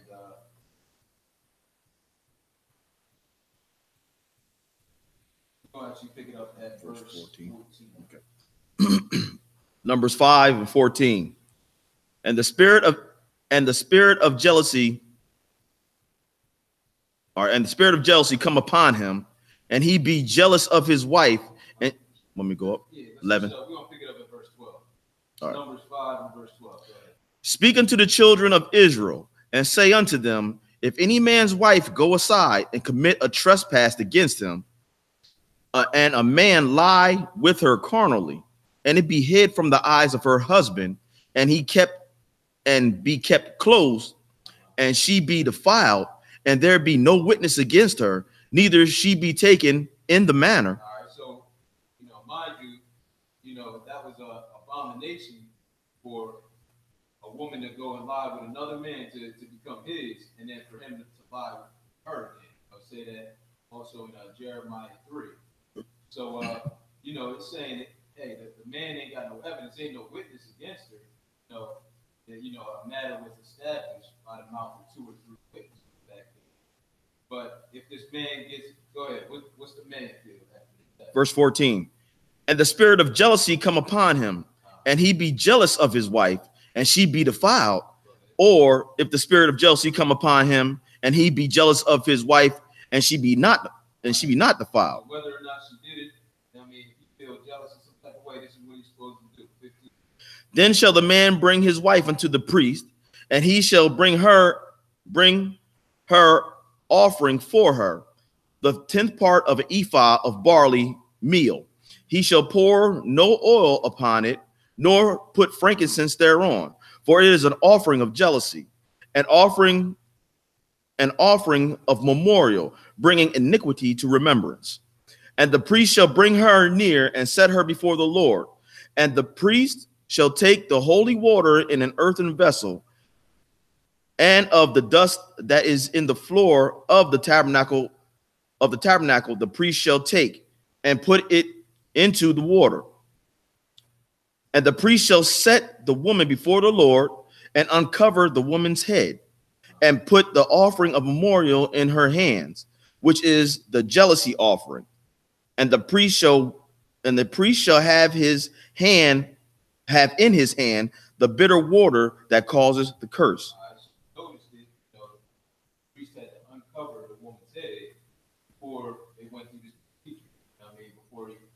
he had her drink this water, it was either going to cause her to curse if she did it or not. He had to uncover her head so that the angels could deal with it. Right. And not to say that they can't, but this is how the Lord got to say it. I'm saying, go ahead, verse 19. Yeah, 19. And the priest shall charge her by an oath and say unto the woman, if no man have lain with thee, and if thou hast not gone aside to uncleanness with another instead of thy husband, be thou free from this bitter water that causeth the curse. But if thou hast gone aside to another instead of thy husband, and if thou be defiled, and some man have lain with thee besides thine husband, then the priest shall charge the woman with an oath of cursing. And the priest shall say unto the woman, the Lord make thee a curse and an oath among thy people, when the Lord have made thy thigh to rot and thy belly to swell. And, this is all pointing at, this is a outward thing, but, when the woman wears this, she's showing subjection to the head. Obviously, the man is, more responsibility falls on him. When you read in Numbers 30, that that if a man disannuls the vow of his wife, he's actually responsible for that on Judgment Day. Right. I mean, so him being the head, he has a greater responsibility on him, and he, the Lord is looking at him in place of the decision making. So she's just covering her head to show that her husband is actually the head. He's the thinking, part. Just as the Lord is over his head, but man is the one that you see on earth. So he got his head uncovered to show the glory of the Lord when you don't see it. Mm-hmm. You know what I'm saying? But we're just gonna look at something else too. In Exodus 12th chapter, we're gonna look at the Passover. Because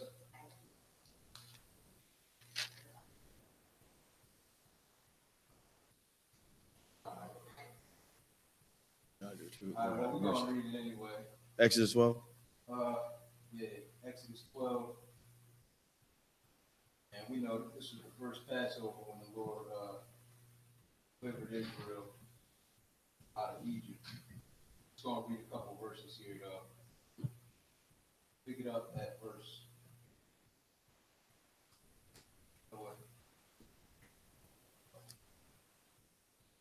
Pick it up at verse 1. And Moses spake unto, and the Lord spake unto Moses and Aaron in the land of Egypt, saying, this month shall be unto you the beginning of months. It shall be the first month of the year to you. Speak ye unto all the congregation of Israel, saying, in the 10th day of this month they shall take to them every man a lamb, according to the house of their father, a lamb for an house. And if the household be too little for the lamb, let him and his neighbor next unto his house take it according to the number of the souls. Every man according to his eating shall make your count for the lamb. Down to verse 7. And they shall take of the blood and strike it on the two side posts and on the upper door post of the houses, wherein they shall eat it. All right, let's get down to 12. Again, this is dealing with another curse. I mean, we're just reading about the one in Numbers where, the curse will be upon the woman when she drank the bitter water if she was defiled. But now we're looking at this curse or this plague that the Lord put on Egypt. And this is the determining factor, is something that, we're going to see what he said about this blood. Verse 12. For I will pass through the land of Egypt this night, and will smite all the firstborn in the land of Egypt, both man and beast. And against all the gods of Egypt I will execute judgment. I am the Lord. All right, and we know this is actually an angel passing through the land. That's right. All right, go ahead. And the blood shall be to you for a token upon the houses wherein ye are. And when I see the blood, And this again, the Lord is speaking through the angel. It's the angel that was passing through the land doing the smite. He said, when I see the blood, he's going to do what? I will pass over you, and the plague shall not be upon you to destroy you when I smite the land of Egypt. All right, so again, the angels, the Lord has created all things for his purpose, even the wicked for the day of evil. He said he created the angels, he sent evil angels in to deal with Israel when they weren't doing what he said to do. So it was actually the blood, you know, that when the angels saw that, they knew that the people were obedient, and he didn't mess with them. Same deal with the head cover. When they see that, they know that you're being obedient, following what I said. Right.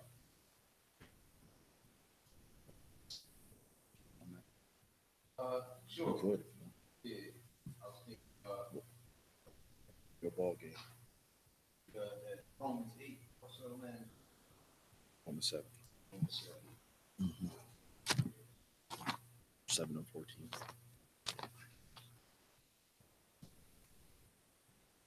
We're going to go over to Romans chapter 7.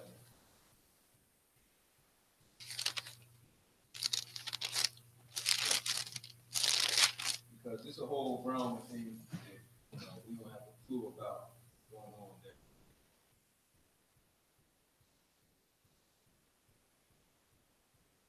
Ready? Romans 7 and 14. For we know that the law is spiritual, but I am carnal, sold under sin. All right, so the things written in here, these protocols that God has set forth, and these things are spiritual. We see a lot of them, they point to things, these outward things that are actually spiritual. That we don't understand. So he's saying the law is spiritual, but I am carnal, sold under sin. Let's go over to chapter 8 and read 5. 8. For they that are after, this is Romans chapter 8, verse 5. For they that are after the flesh do mind the things of the flesh, but they that are after the spirit, the things of the spirit. For to be carnally minded is death, but to be spiritually minded is life and peace. Because the carnal mind is enmity against God, for it is not subject to the law of God, neither indeed can be. So this is all about subjection to the law of God. That's what the Lord is looking at our thoughts, at our heart, and and at our actions. So it said the carnal mind is enmity or hatred against God, because it's not subject to the law of God, neither indeed can be. But So that verse 8. Yeah. So then they that are in the flesh cannot please God.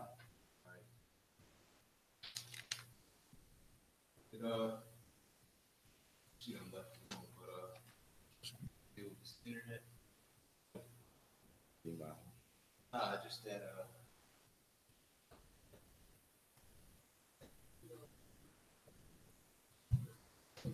Yeah.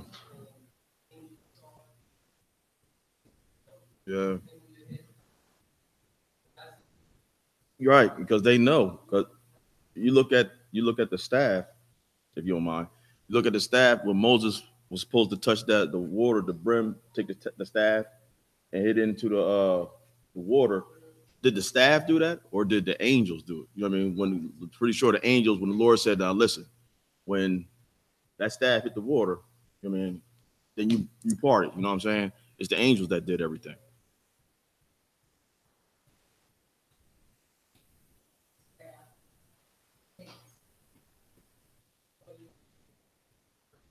Yeah, it's like Brother Jai said. We don't know what's going on in the spirit world. You know what I'm saying? Like we can just we know that, like in Psalm 78, it tells you that when the Lord did all the judgments happen, he sent evil angels to do all those things.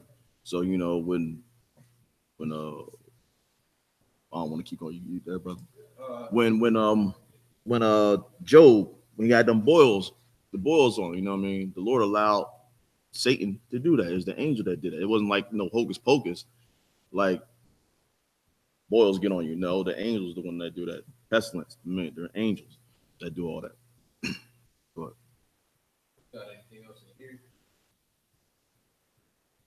All right, well, question online saying, are we wishing someone Godspeed when we pray for them continually in hopes that they'll turn to the true God? It says, are we wishing a person Godspeed when we pray for those who continuously mean harm to us in hopes that they will turn to the true God, to the true God?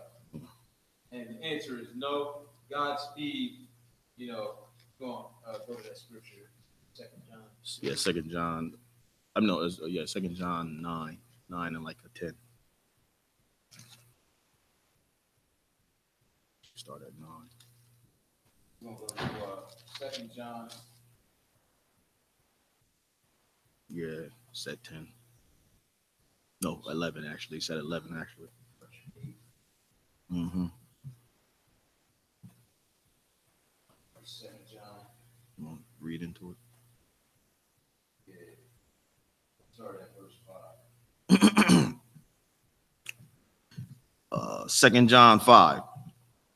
And now I beseech thee, lady, not as though I wrote a new commandment unto thee, but that which we had from the beginning, that we love one another. All right. This lady that he's talking to is the church. You know, this is the true church. And you know, commonly referred to as a woman because we're dealing with the marriage of the Lamb, with this agreement, this promise that people are entering into with the Lord. So he's saying he's not writing a new commandment, but that which we had in the beginning, that we love one another. But the Lord said that back in Deuteronomy. But go ahead. What is that love? 6. And this is love, that we walk after his commandments. This is the commandment, that as ye have heard from the beginning, ye should walk in it. For many deceivers are entered into the world, who confess not that Jesus Christ is come in the flesh. This is a deceiver and an antichrist. Look to yourselves, that we lose not those things which we have wrought, not that we receive, but that we receive a full reward. Whosoever transgresseth and abideth not in the doctrine of Christ have not God. He that abideth in the doctrine of Christ have both the Father and the Son. The doctrine of Christ is what's written in this book. And understanding that, you know, he came preaching repentance of sins and that the kingdom of God is at hand. All right. And remission of sins through the baptism in his name. Mm-hmm. All right. But it's saying somebody that does not abide in that, they don't really have God. They don't know God. All right. Just like you say in another place, anybody that say they know him and don't keep his commandments is a liar. That's right. The truth is not in them. Right. All right. Where you at? 11? I'm at 10. 10. Go ahead, bro. If there come any unto you and bring not this doctrine, receive him not into your house, neither bid him Godspeed. For he that biddeth him Godspeed is partaker of his evil deeds. All right. So when you say Godspeed to somebody, in other words, you're saying God be with you. And that's different than praying for somebody. If somebody's bringing you a doctrine that's not written in this book, and then you tell them God is with you, in other words, you're saying, you know, there's nothing wrong with what you're doing. Mm-hmm. You know what I mean? Whereas the Bible says to, let's read, I think it's 1 Timothy.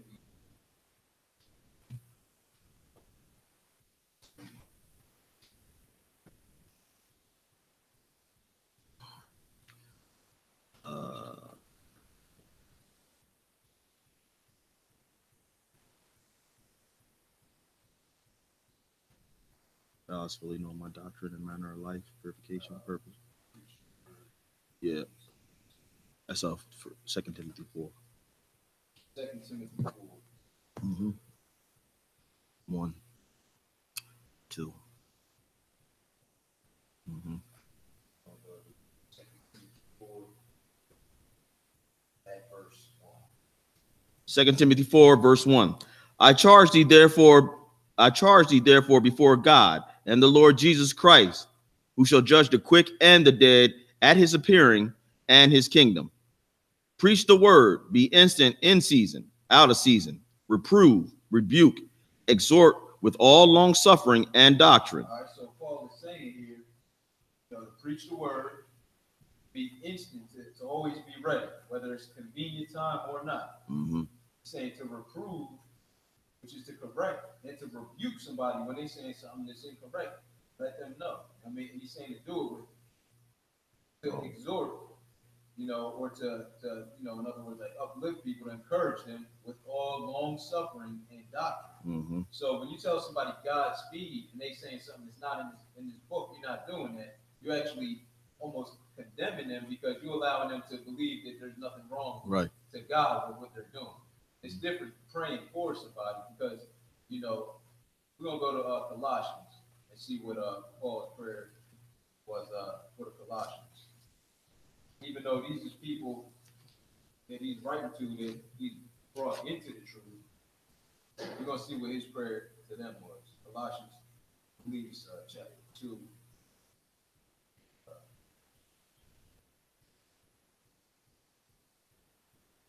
Because if somebody don't have this truth, they ain't even, you know, they don't have a shot at change. They need to know that's what real love is. 2 and 9. Yeah. No.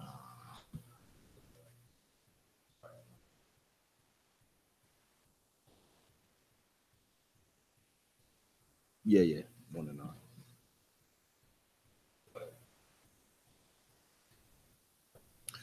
Colossians verse 1, chapter 9.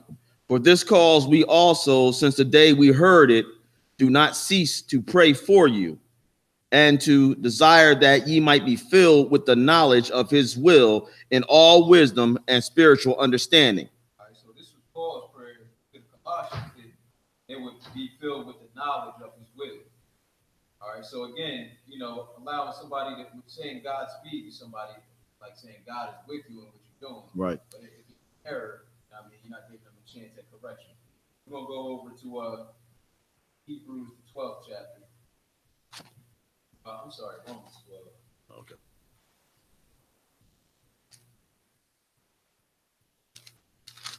Because the Lord has commanded us to pray for people, even whether or not they be our enemies or what have you. But again, this prayer isn't something that we doing in somebody's face. You know what I mean? Like when you say Godspeed to somebody, that's for them to hear. I mean, the Lord said behind, you know what I mean, closed doors, go in your closet and pray for the Father to see and reward you open. All right. Where we at? Romans 12. And pick it up at verse 16.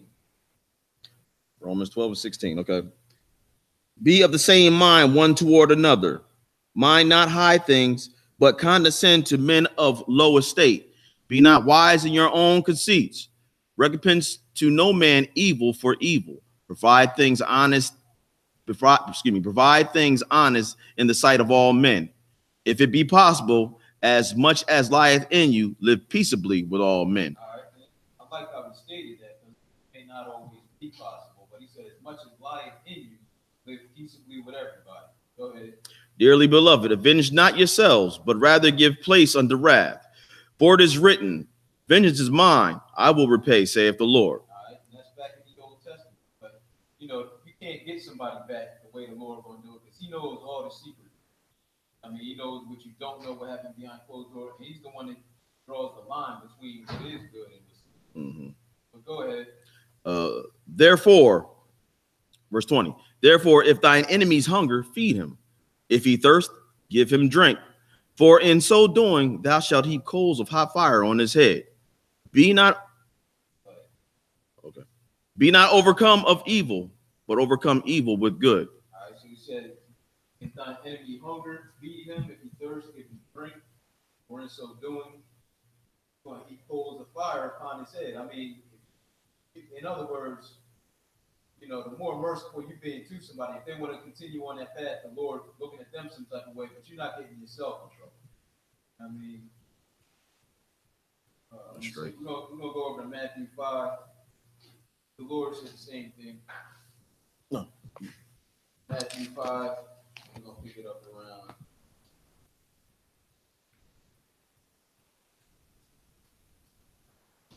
verse 43.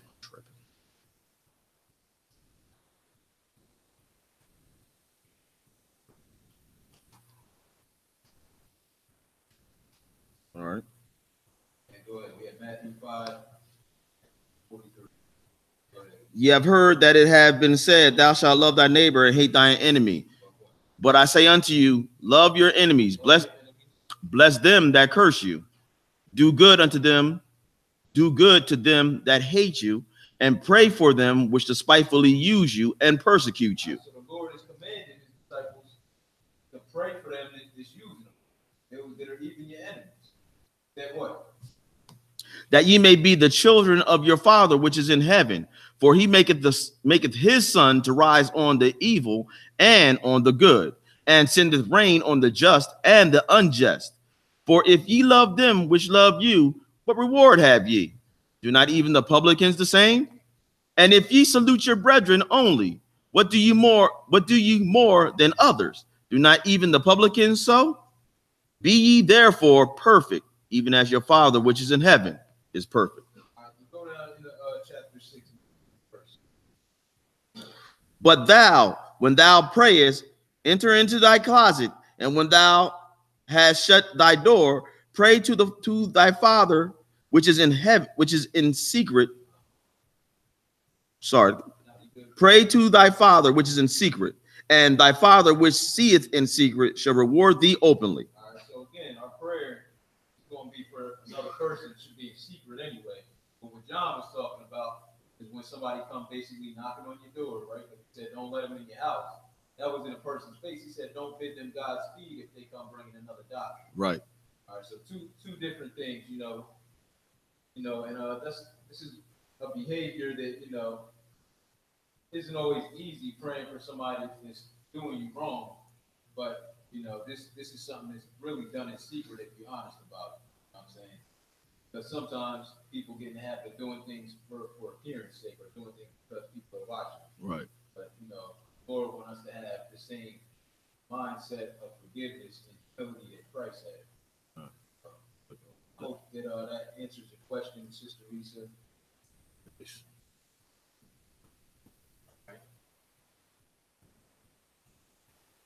All right, peace, everybody. Anything else in the house? Ain't nothing else going on. It's good. All right, Good answer. Nothing else. We'll close out, stand and face Jerusalem. Good answer, bro.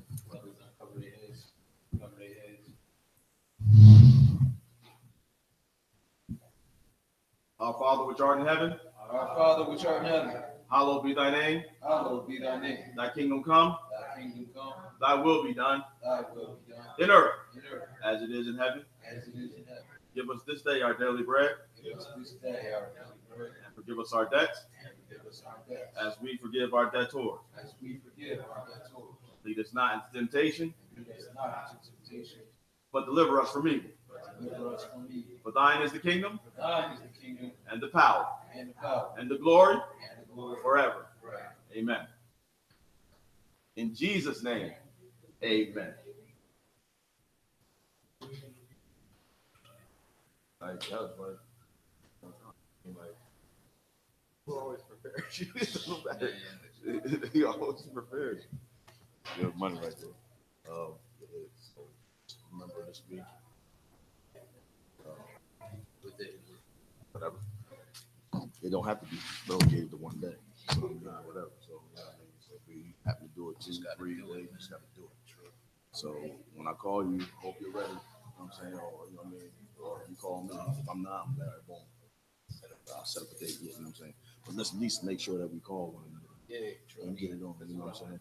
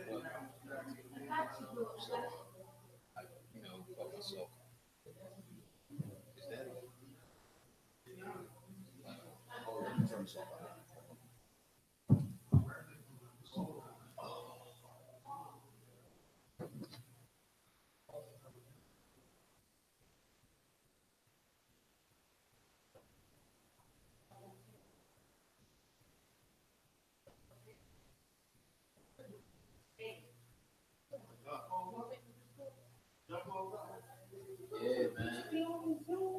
I guess I can hear it. If I couldn't hear no more, like, I'm going back to snoring. Nah, I didn't really hear you, but